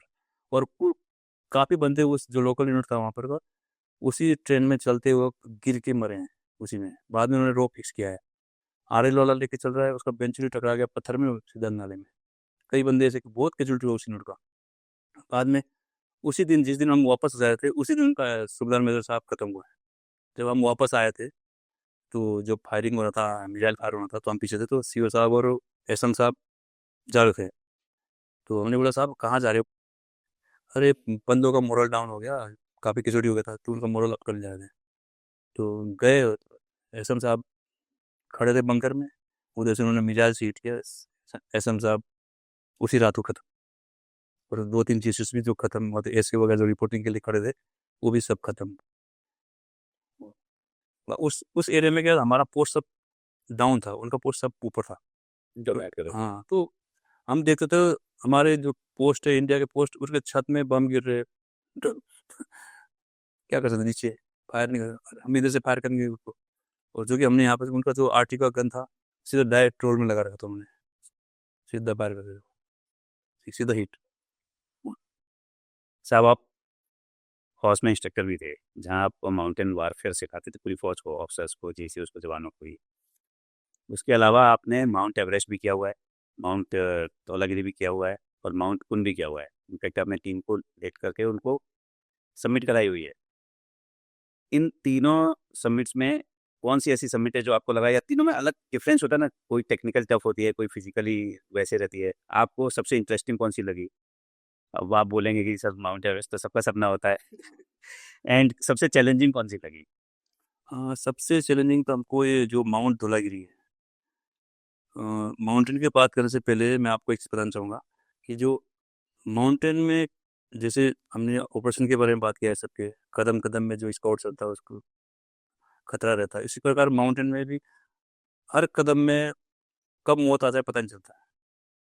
तो इसी प्रकार मेरे साथ के कुछ मेरे उस्ताद, कुछ मेरे कोर्समेट अभी भी कम से कम 15 से 16 बंदे माउंटेन में ही हैं। अभी तक 15-20 साल से माउंटेन में ही है, उनका बॉडी अभी तक रिकवर नहीं हो पाया है, मतलब वो बर्फ में दबे हुए हैं। वो तो दबे हुए हैं, उनको अभी तक ढूंढा नहीं भी जा पाया है। तो कुछ तो मेरे उस्ताद थे पंजाब रेजिमेंट के, 2 महीने बाद रिटायर होने वाले थे, तो ग्रुप का एक्सपीडिशन था, वो चले गए। उस समय मैं माउंट एवरेस्ट के लिए दिल्ली में प्रिपरेशन कर रहे थे हम, तो मेरे को फ़ोन करते थे, बोला इस पीक में हम जा रहे हैं। वो पीक मैंने पहले कर चुका था, तो उसके बारे में पूछते थे बाकी क्या क्या सामान चाहिए हो, तो वो मैं उनको फ़ोन के द्वारा मैं वो बताता था। बाद में पता चला कि उनका 5 बंदों का टीम गुम है, और ये 2013-14 की बात है, और आज तक नहीं मिले वो। इसी तरह कुमाऊं रेजिमेंट का भी एक एक्सपीडिशन गया था, एक ऑफिसर, एक जीएसएस और 3 जवान। उसमें जो जो ऑफिसर है, जो डीएस मेरे डीएस थे, और कारगिल में उन्होंने बहुत ही अच्छा काम श्यामल किया। सिन्हा साहब श्यामल सिन्हा साहब, मेरे डीएस होते थे वो हाँ, वायुस में। वो हमारे डीएस थे माउंटेन कोर्स में। और जब कारगिल में जब रहे होता, उन्होंने रोप फिक्स करके पोस्ट कैप्चर किया था। तो लक्ष्य मूवी वाला ऑपरेशन है सर, वो उनका ऑपरेशन। और उनके साथ में दूसरे सुबेदार मेजर साहब थे, वो मेरे गुरु भी थे और मेरे कोर्समेट भी थे। बाकी जो जवान थे मेरे कोर्समेट थे, और कुछ उसमें से मेरे स्टूडेंट भी थे। वो 2006 में लापता हुए थे, आज तक उनका बॉडी रिकवर नहीं हुआ है। इसी प्रकार 2005 में एडी रेजिमेंट के थे 5 बंदे, वो अभी तक नहीं मिले। उसके अलावा रेस्क्यू में थ्री जे का मेरा कोर्समेट था, हमने साथ में एवरेस्ट किया था। रेस्क्यू में हर साल इन्हीं लोगों को ढूंढने के लिए हर साल आर्मी हेडक्वार्टर रेस्क्यू लॉन्च करता है। उसी रेस्क्यू में दस में इनका भी वही माउंटेन में डेथ हुआ। और दूसरा माउंट धौलागिरी में मेरे साथ में थे रेंजिंग दौर से अपना डोगरा स्काउट के, वो माउंट नून में उनका रेजिमेंट का एक्सपीडिशन था, तो 2018 में वहाँ पर उनका डेथ हुआ। तो 2019 में मैंने माउंट कून किया है, तो आमने सामने माउंट नून और कून। कारगिल रेंज का जो सबसे हाईएस्ट पीक है नून है, और सेकंड हाईएस्ट कून है। तो मैं 2019 में एज एन लीडर मैं टीम लेके गया था। इसमें लेडीज वाला लेडीज़ टीम थे, इसमें 17 आर्मी ऑफिसर थे, उसमें 11 लेडीज ऑफिसर थे। तो उनको हमने, बाकी मेरे साथ में अकेला जीएसएस था, और मेरे साथ में 7 जवान थे। तो हमने पूरा टीम को 100% सक्सेस करा के, इसके हाँ। टीम लीडर ही आप थे टीम लीडर में था, ऐसे जैसे हाँ, एस जीएसएस। क्योंकि मेरे को इसलिए टीम लीडर बनाया था जीएसएस, और सबसे एक्सपीरियंस वाला बंदा मैं ही था उसमें। बाकी थे कर्नल साहब भी थे, तो उनका इतना एक्सपीरियंस नहीं था, तो उनको इसीलिए मेरे को टीम लीडर बनाया था। तो हमने पूरा सक्सेस 100% सक्सेस करके लेके आए थे उस टीम को। अमेजिंग 100% सक्सेस तो बहुत ही बहुत मुश्किल मुश्किल होता है। हाँ, तो सबसे टेक्निकल पीक भी अपना जो कारगिल जैसे में टेक्निकल, काफ़ी टेक्निकल पीक है। कम से कम 800 मीटर का 85 डिग्री का क्लाइंबिंग है। 800 मीटर का वॉल है, 85 डिग्री का। तो 7 से 8 घंटे लग जाता है उसमें क्लाइंब करने में। पहले उसमें रोप फिक्स और करो, सर इस ऑल्टीट्यूड पे साहब कितने हैं? ये 7,000 मीटर से ऊपर, 7,000 मीटर से ऊपर है। और बाकी दूसरा जो माउंट धौलागिरी है, जो वर्ल्ड का 7th हाईएस्ट पीक है, मैं 2009 में किया था। ये भी टेक्निकल पीक है। जैसे हम आर्मी टीम हम गए थे 2009 में, ये भी हमने सक्सेसफुली सबमिट करके वापस आए थे विदाउट कैजुअल्टी। उसके बाद में 2012 में इंडियन आर्मी वुमेन टीम को हम लेके गए थे, जिसमें 7 लेडी अफसर थे। उसको भी हमने 100% सक्सेस करके माउंट एवरेस्ट। माउंट एवरेस्ट लेके आए थे। तो उसमें यही चैलेंज था कि हमारे साथ में लेडीज़ थी, तो सबसे ज़्यादा मुश्किल उनको साथ में लेके चलना। और काफ़ी जो प्रॉब्लम, मतलब बाकी टीम में जो सिंगल मेल मेंबर होता है उसमें तो इतना प्रॉब्लम आता नहीं है, तो जो लेडीज़ होती हैं उनके साथ में उनको लेके चलना थोड़ा मुश्किल है। क्या क्या सब जब आप माउंटेनिंग करते हो, अब आपने इतने सारे एक्सपीडिशंस किए हैं, क्या चैलेंजेस हैं? मतलब आपको एक होता है ना, हर को किसी चीज़ में थ्रिल आता है, एडवेंचर आता है। ठीक है, मुझे कोई रैली स्पोर्ट्स के लिए बोले या किसी शूटिंग उसके लिए बोले तो मेरे को अच्छा लगता है। माउंटेन में क्या है, जैसे हम ऊपर चढ़ते रहते हैं, जैसे दूसरा पीक दिखता है, ऐसा लगता है उसमें भी उसके आगे क्या है, मतलब यही रहता है, इसके ऊपर भी और जैसे चढ़ गए तो उसके ऊपर भी क्या होगा, तो वो देखने का मन करता है। तो पहाड़ में जाने के बाद अलग सा ही सुकून मिलता है। जैसे पहाड़ रहते, जब मैं एवरेस्ट में गया था अपनी टीम में, सबसे पहले एवरेस्ट में कदम रखने वाला मैं था। सबसे ऊपर जब टॉप में पहुंचा तो मैं ऑटोमेटिक मेरे घुटने के बल में नीचे गिर गया और मेरा ऑटोमेटिक सर एवरेस्ट में टिक गया। तो एक माउंटेन का सबसे बड़ा सपना होता है माउंट एवरेस्ट, उसके अलावा कुछ नहीं होता है। जैसे एक बोलते हैं कि एक फौजी का सपना होता है जिसने सियाचिन नहीं काटा, उसका वो नौकरी नहीं किया उसने। सियाचिन ग्लेशियर बोलते हैं कि फौजी आदमी का तीर्थ स्थान है वो सियाचिन ग्लेशियर। वो उसी प्रकार एक माउंटेन का सपना होता है माउंटेन का कि एवरेस्ट, माउंट एवरेस्ट। और मेरे को दुख भी होता है जब कोई ऐसे बात बैठते हैं तो कोई मेरा इंट्रोडक्शन कराता है कि सर एवरेस्टर है, तो वो पूछता है सर सबसे बड़ा पीक कौन सा है, तो कुछ नहीं बोलता है मैं। लोगों को पता भी नहीं, तब दुख होता है। एक बंदा एवरेस्ट चढ़ के आ गया, उसको वो पूछ रहा है कि सबसे बड़ा पीक कौन सा है। अभी ने कुछ ही दिन पहले ने एक कर्नल रोमिल साहब हैं जो एवरेस्ट कर चुके हैं और उनका पॉडकास्ट रिलीज़ किया था। उसके बाद बड़े सारे कमेंट्स आए कि किस तरह से कर सकते हैं, क्या चीज़ चाहिए माउंटेनिंग में। तो अगर आप व्यूअर्स के लिए बताना चाहें कि अगर किसी को माउंटेनिंग शुरू करनी है तो किस तरह से शुरुआत करनी चाहिए उसको? अभी जो आर्मी में तो आर्मी की स्कूल है जैसे हॉर्स, सिविल के लिए हाँ। बाकी सिविल में भी काफ़ी इंस्टीट्यूट है, जैसे नीम है उत्तरकाशी में, HIM दार्जिलिंग में है, बाकी जिम है अपना JNK में, और मनाली में भी है अटल बिहारी वाजपेयी। निमास भी करा था शायद। और निमास अरुणाचल दिरांग में निमास भी है। तो वहाँ जाके अपना बेसिक और एडवांस कोर्स कर सकते हैं। एडवांस कोर्स करने के बाद अपना अप्लाई कर सकते हैं। एक्सपीडिशन के लिए। हाँ, बाकी जो अपना खर्चा खुद का है, तो लगभग एक आदमी का माउंट एवरेस्ट चढ़ा जाएगा तो कम से कम 30 से 25 लाख बिल्कुल साहब ने बताया कि 12 लाख रुपए तो परमिट है। परमिट बाकी इक्विपमेंट, खाना पीना, शेरपा का। तो मैं तो 2012 की बात कर रहा हूँ, अब तो 25 हो गया। हाँ, सब बाकी कोई फाइनेंस करे तो बाकी किसी सिविल इंस्टीट्यूट में अगर जो अभी जाके आए हुए नीम का और अपने HIM का, हाँ। उसमें नहीं, सफरा साहब सिक्सपेरा वाले हाँ। दुरिया साहब। उसमें भी चांस मिल जाता है। जो अगर वहाँ पर इंस्ट्रक्टर रहा है सिविलियन तो उनको वहाँ पर काफ़ी अच्छा हुआ है बेनिफिट, उसके थ्रू वो जा सकते हैं। बाकी सब कुछ तो पैसा ही है। सर स्पेशल फोर्सेस के 3 एडवांस स्किल्स होते हैं, माउंटेनियरिंग, डाइविंग और फ्री फॉल। इसमें से 2 तो आपने कर रखे हैं, बहुत किस्मत वाले होते हैं। तो आप एक डाइवर भी रहे हैं, आप माउंटेनियर भी रहे हैं। दोनों में से अगर मैं आपको कंपेयर करने के लिए बोलूँ तो कौन सा ज़्यादा टफ है, डाइवर की माउंटेनियर? आप डाइवर बोलेंगे तो नेवी वाले फिर नाराज हो जाएंगे, ठीक है ना? अभी दोनों को एक साथ दोनों तालमेल बिठाना बिल्कुल डिफिकल्ट कौन सा ज़्यादा? डिफिकल्ट तो अभी दोनों ही डिफिकल्ट है। वो अलग टाइप का कैटेगरी है उसमें। जब तक माउंटेन में मौसम ठीक है, अपना शरीर ठीक है, तो कुछ नहीं है। सबसे आसान है माउंटेन। जैसे अब मैंने माउंट एवरेस्ट किया, हमको कोई शरीर में कोई प्रॉब्लम नहीं आया। मौसम ने एक बार साथ नहीं दिया था तो हम दोबारा चढ़े।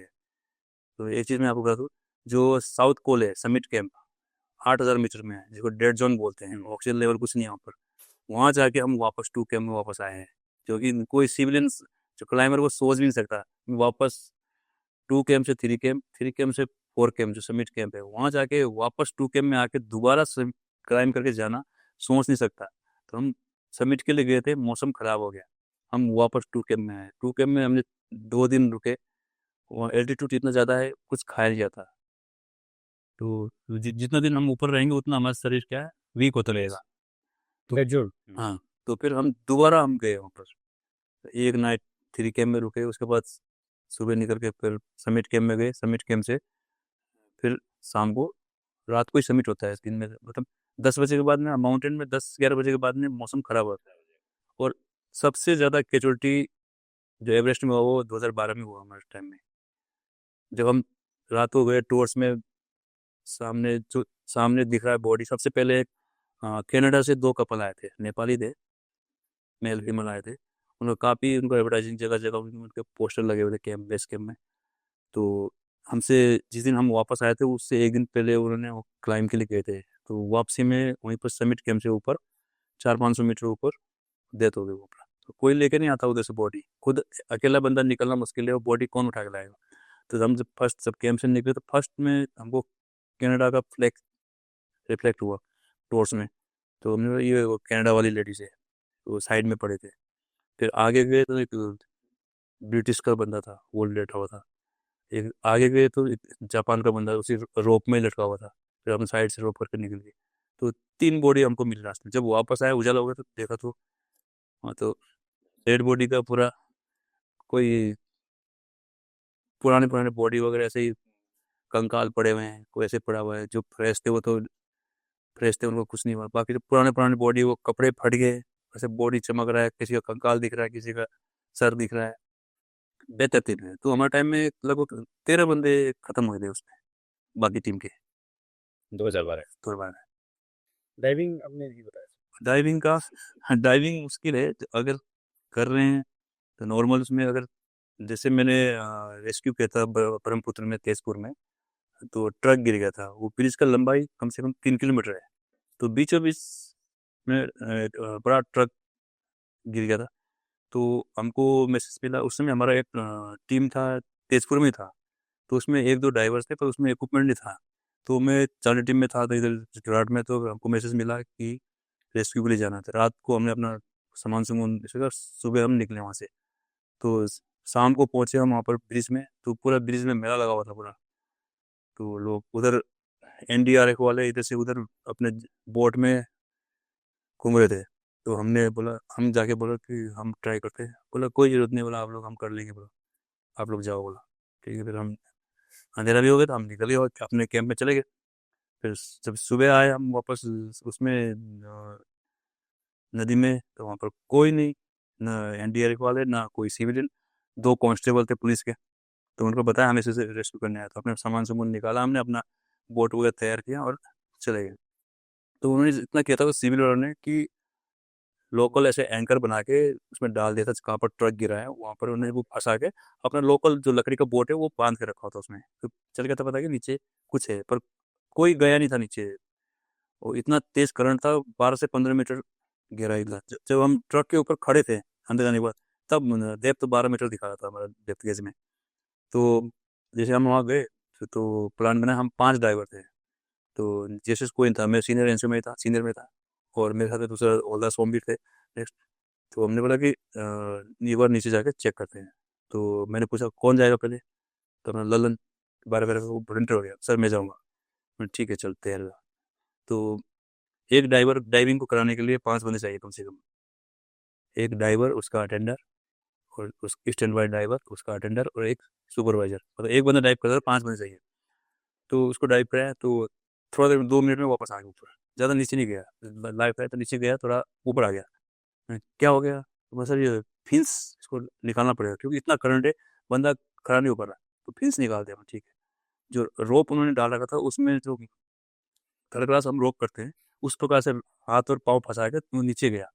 नीचे जाने के बाद 5 मिनट बाद और जैसे वो क्लेमिशेस थे वैसे नीचे नीचे गया, क्योंकि इतना करंट था, बंदा ऐसा पानी में ऐसे उड़ रहा था। फिर 5 मिनट के बाद वापस आया। बोला सर नीचे ट्रक है, बोला हाँ, ठीक है। फिर दूसरे बंदे को, सबको हम 5 के 5 एक एक बार डाइव करके नीचे से ऊपर आ गए। जो जो कांस्टेबल था पुलिस वाला हमारे साथ में, बोला सर जो कल बंदे थे वो तो 1 मीटर भी नीचे नहीं गए, फड़फड़ा के ऊपर आ रहे थे, आप तो सब नीचे जाके 5-5 मिनट डाइव करके आ रहे हो। मैंने भैया वो एनडीआरएफ है, ये हिंदुस्तान आर्मी है। हिंदुस्तान आर्मी जो काम अपने अब लेती है वो पूरा करती है। फिर हमने प्लान किया। मैंने बाकी जूनियर है उनको भरोसा नहीं हुआ। फिर हम दोनों सीनियर एनसीओ थे, म, जो कि वहाँ पर बड्डी लाइन बांध के आती है, वो खतरा है उसमें, फिर भी हमने बड्डी लाइन बांधा। हम दोनों ने, बाकी को रिस्क नहीं लिया, हम दोनों गए नीचे, दोनों सीनियर एनसीओ। बॉडी लाइन मतलब एक दूसरे हाँ, एक दूसरे बांध के। पर वो वहाँ पर कॉल हो जाएगा तो मुश्किल है, इसलिए हमने हम खुद गए दोनों। वो नंबर 1 ड्राइवर, मैं नंबर 2 बन के गया। नीचे गए तो मैं रोप पकड़ के, एक हाथ से जो नीचे रोप पकड़ा, और एक हाथ से उसको पकड़ के रखा हाथ में। वो अंदर घुस के उसने ट्रक का दरवाजा खोल के अंदर टूल बॉक्स में सब कुछ जो भी सामान सुमान हो गया। तब तक मेरा हाथ थक गया, दिख रहा था कुछ। कुछ नहीं दिख रहा, अपना हाथ भी नहीं दिखा रहा, इतना गंदा पानी था। और अंदर से कुछ क्या बह के आधा झाड़ी वगैरह आ गया बह के, तो साथ में क्या पता नहीं चलेगा। एक बार फेस मास्क निकल गया तो पता भी नहीं चलेगा बंदे का, 12 मीटर नीचे है, तो चांस ही नहीं बचने का। तो काफ़ी देर हो गया, 10 मिनट, मेरा हाथ थक गया। फिर मैंने रोप को पूरा ऐसे हाथ में फंसा दिया। हमने वो हाफ वाला न्यूट्रन पहन रखा था, तो हाथ भी चलने लग गया। तो फिर मैंने उसको इशारा किया, डाइविंग में पुल होता है, तो 4 पुल करेंगे तो ऊपर जाना है। तो मैं उसका हाथ में पंच किया, मैंने 4 बार, जल्दी जल्दी किया मैंने उसको। इमरजेंसी है। फिर निकल के आगे वापस आया, पहले मैं निकला बाहर, फिर वो निकला, तो उसने एक हाथ में, बाकी तो मैंने उसको पकड़ रखा था एक हाथ से, उसने एक हाथ में छाता और जो प्लास्टिक का कंटेनर कैरेट होता है सब्जी रखने का वो, और सेंटर फ्रेश के 2 डब्बे वो साथ में लेके आया, उसमें चना वगैरह कुछ था वो लेके आया। तो बाकी जो बोल रहे कि इसका नंबर प्लेट खोल के लेके आओ, मैं वहाँ खुद खड़ा होना मुश्किल हो रहा है, बंदा नंबर प्लेट कैसे खोल। हाँ, तो जो ट्रक ड्राइवर था उसको तो इंश्योरेंस क्लेम करा था, तो उसने भाई आइडेंटिफाई कर तेरा ट्रक का सामान है कि नहीं, क्योंकि ड्राइवर और को ड्राइवर मिले नहीं, वो बह गए, वो मिले नहीं, वो क्योंकि उसके केबिन के अंदर इतना भंवर बन रहा था, वहाँ बंदे रुक ही नहीं सकता, नहीं हो अभी तो निकल के बह गया होगा। तो उसने बोला सर ये मेरा ही सामान है, बोला तो मेरे ट्रक का सामान है, तो आइडेंटिफाई हो गया, ठीक है, बोला कन्फर्म है तेरा, ये बोला ठीक है, फिर हमने अपना रेस्क्यू ऑपरेशन बंद किया इसी। नहीं, सॉरी, आप जो कह रहे थे उसमें ब्रह्मपुत्र बहुत डेडली है, यानी तो कितने आसाम का हूँ तो सुना है कि वहाँ अच्छे एक्सपीरियंस स्विमर्स भी अगर गिरते हैं, एक बार नीचे चला गया तो बहुत मुश्किल है फिर वापस आना। बाकी इसी प्रकार से हमने वो मजूरी आइलैंड में भी 3 बच्चे, छोटे छोटे बच्चे थे 8-9 साल के, वो बरसात में ऊपर से जंप मार के नीचे नदी में, तो वो तीनों के तीनों नहीं निकले, वो अंदर ही फंस गए। वहाँ पर क्या जो नदी होता है उसमें उसका जो जमीन का कटाव बचाने के लिए वो सीमेंट के पोल को क्रॉस करके लगाते हैं, तो वो नदी तो उसको मिट्टी को काट काट के वो पिलर के नदी में आ जाते हैं वो, तो उन बंदों ने जंप किया उसमें एंगल में अंदर फंस गए वो। तो जैसे हमारे पास मैसेज आया तो वहाँ पर बंदे 3 बच्चे डूब गए, मिला बॉडी नहीं मिला है। जैसे हम फिर अगले दिन सुबह, हमारा तो बरसात के सीजन में एक गाड़ी में सामान बिल्कुल लोड रहता है, जैसा आदेश मिला उस टाइम मूव, फिर जैसे हम आधे रास्ते में आए तो बोला कि एक बच्चा 2 किलोमीटर नीचे मिल गया बॉडी। फिर जैसे हम वहाँ पर हम मजोली वहाँ पहुँचे, वहाँ से अपना सामान बोट में डाला और जिप्सी बोट में डाला, एयरलेस तो जा नहीं सकता उस बोट में, अपने जिप्सी डाला उसमें और अपना सामान सब उसमें लोड किया सीप में, तो बोट में उसके बाद पार गए तो वहाँ पर पुलिस वाले आ रहे थे, वो ट्रक और अपना गाड़ी लेके, तो उसमें सामान हमने लोड किया दोबारा, वहाँ से फिर 15-20 किलोमीटर अंदर गए गाँव में, उस इलाके में सिर्फ सीआरपी था, आर्मी फर्स्ट टाइम हम गए थे उस इलाके में, आर्मी। जैसे हम पहुँच आधे रास्ते में तो बोला एक बंदा और मिल गया, थोड़ा आगे 5-6 किलोमीटर और आगे बंदा एक मिल गया, एक बच्चा नहीं मिला था। जैसे हम अपना सामान निकाल के तैयारी करने लगे, पूरा उस दिन गाँव में सब छुट्टी था, सारे नदी किनारे में थे बच्चे, स्कूल स्कूल सब बंद था, पूरा गाँव पूरा नदी किनारे में। वहाँ का जो डिस्ट्रिक्ट कलेक्टर था वो खुद आए थे, तो बोला कि कोई भी सामान का जरूरत है, और उसमें भी सीनियर मैं था, नेक्स्ट था उसमें सीनियर ड्राइवर में था, तो जेडी साहब थे उसमें, कहते हमारे साथ में, तो ड्राइवर नहीं थे वो, नो ड्राइवर थे। तो वो बोला कि कोई भी सामान जरूरत पड़ता है डायरेक्ट मेरे को कॉल करना, तो उन्होंने बताया, और वो खुद वहीं रहे। जैसे हम नदी में गए तो हमने जो अभी तो कम्युनिकेशन सिस्टम आ गया है अंडर वाटर, एवेक्स, तो वो वॉक्स, तो अंडर वाटर कम्युनिकेशन सिस्टम, तो बंदा ड्राइवर और बाहर जो अटेंडर है वो आपस में बात कर सकते हैं। तो हमारा एक गेम नहीं स्टार्ट नहीं हुआ, तो एक ही बोट स्टार्ट हुआ था, एक ही बोट से मेरे पास जेडी साहब को बोले आप अभी जहाँ पर उन्होंने बताया कि यहाँ गया था वहाँ पर आप, हमने सिंकर डाला, बोट खड़ा कर दिया, वहाँ पर सर्च करने लगे। तो जो नेक्स्ट जो ड्राइवर था मेरे, सोमवीर था, वल्दर सोमवीर, मैं तब तक हम क्या करें, बोट तो स्टार्ट नहीं हुआ, तो हम साइड से ड्राइविंग करते हैं, मैं कमर कमर तक पानी में चला गया और उसको बाहर से मैं अटेंडर करके उसको ड्राइविंग करने लग गया। तो इतने से घुसते 10 मिनट में बंदे ने बोल दिया मिल गया बॉडी नीचे, हमको तो पता नहीं, हमारे पास कुछ सिस्टम नहीं है, उसने बोट में चल के पता कि बंदा मिल गया। वो फिर हम दूसरा लोकल बोट था उसको लेके, वो बोट को लेके गए और तब तक वो बच्चे को लेके आ गया, और सबसे जल्दी 15 मिनट में हमने रिजल्ट दे दिया था। जो कलेक्टर साहब थे वो बड़े खुश हुए, बोला फर्स्ट बार, और गाँव के लोग भी जो भी थे वहाँ पर सरपंच वगैरह, बोला फर्स्ट बार आर्मी आया इधर और इतना अच्छा रिजल्ट निकाला दिया आप लोगों ने। पूरा नदी ताली की गड़गड़ाहट से गूंज गया, और बॉडी निकाल रहे, वो दुख की बात है, वो खुशी हो गई बॉडी निकाल के। फिर लोकल बंदे से मैंने गमछा मांग के उसके बंदे के ऊपर ढक दिया उसको, बच्चे तो नेगेट था, नहा रहे थे छोटे बच्चे, कुछ जिनको एक ही साइज के बच्चे थे। सब इसमें थोड़ा-सा वो ऑक्सीजन पॉइज़निंग वगैरह क्या होता है? क्या पैनिक का महसूस होता है? वो सब पूरा डाइवर्स के लिए बाकी इसमें ड्राइविंग में जो सिविल में एडवेंचर ड्राइविंग होता है उसमें नॉर्मल एयर होता है, जो स्कूबा डाइविंग करते हैं, जो ये नॉर्मल जो एटमॉस्फेयर में एयर है इसी को कंप्रेसर से कंप्रेस करके अपना सिलेंडर में भर के ड्राइविंग करते हैं। बाकी जो हम जो मिलिट्री ड्राइवर है बाकी रेस्क्यू के लिए हम ये नॉर्मल एयर डाइविंग हम इसको यूज़ करते हैं, एयर वाला। बाकी जो कॉम्बैट के लिए जो हमारा जो ऑक्सीजन है, ऑक्सीजन डाइविंग, उसमें इसमें क्या जो नॉर्मल डाइविंग क्या, हम सांस लेते तो बबल बाहर निकलता है, दिखता है बंदा नीचे है। जो हमारा ऑक्सीजन होता है ऑक्सीजन डाइविंग, उसमें प्योर ऑक्सीजन होता है, 99.9% ऑक्सीजन लेते हैं उसमें। वो क्लोज सर्किट सेट है, उसमें CO2 ऑब्जर्वर है, जो हम कार्बन डाइऑक्साइड छोड़ते हैं उसको वो ऑब्जर्व करता है और बचा हुआ ऑक्सीजन वो छोड़ देता है। तो इस कारण से वो बबल ऊपर नहीं आता, तो वो सरप्राइज रहता है हमको। वो भी काफ़ी डेंजर है, अगर ठीक से हमने लंग्स क्लियर नहीं किया, नॉर्मल एयर हमने ले लिया, तो बंदे को होश आएगा सीधा हॉस्पिटल में, पता मेरे साथ क्या हुआ, तक पता चलता है, एकदम से बेहोश रहता है। और वो पता चल वो उस चीज़ का थोड़ा जैसे बाकी उसमें एक चीज़ वो ये बिना डॉक्टर के वो डाइविंग कर भी नहीं सकता। हम तो फिर भी जो ऐसा बोला, हम थोड़ा रिस्क ले लेते हैं, कर देते हैं कि ज़्यादा क्वालिफाइड हो गए इसलिए कर देते हैं। फिर एम्बुलेंस, जब तक एम्बुलेंस और डॉक्टर साथ में नहीं होगा ऑक्सीजन डाइविंग नहीं कर सकते, एज यूजुअल जो है। तो थैंक यू सो मच साहब, बहुत बहुत धन्यवाद। तो मुझे तो वैसे ही आपसे मिलकर मज़ा आ गया सीरियसली। और आपको और आपके परिवार को हम बहुत सारे शुभकामनाएं देना चाहते हैं ना। बढ़िया सर्विस करके आप अभी रिटायर हुए हैं एंड आई एम श्योर आपका ये वाला इनिंग्स भी बहुत अच्छा रहेगा। थैंक यू सो मच, आप बोल शो में। थैंक यू साहब, और पूरी उम्मीद है हमें कि आप जल्दी से फिर से किसी एक्सपीडिशन को लेके जा रहे होंगे कहीं ना कहीं। आप घर पर तो बैठेंगे नहीं है ना, बढ़िया।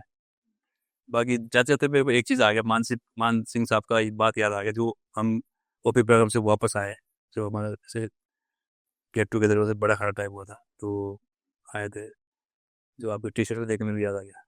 बोला फौजी आदमी से बड़ा सन्यासी कोई नहीं होता, इसीलिए मॉम से बोल साहब का ये वर्ड था, सबसे बड़े साधु हम हैं, जो हम एक ही जगह में 10-10 दिन 12-12 दिन बैठे रहते हैं, कोई बैठ नहीं सकता बोला बिना हिले एक जगह।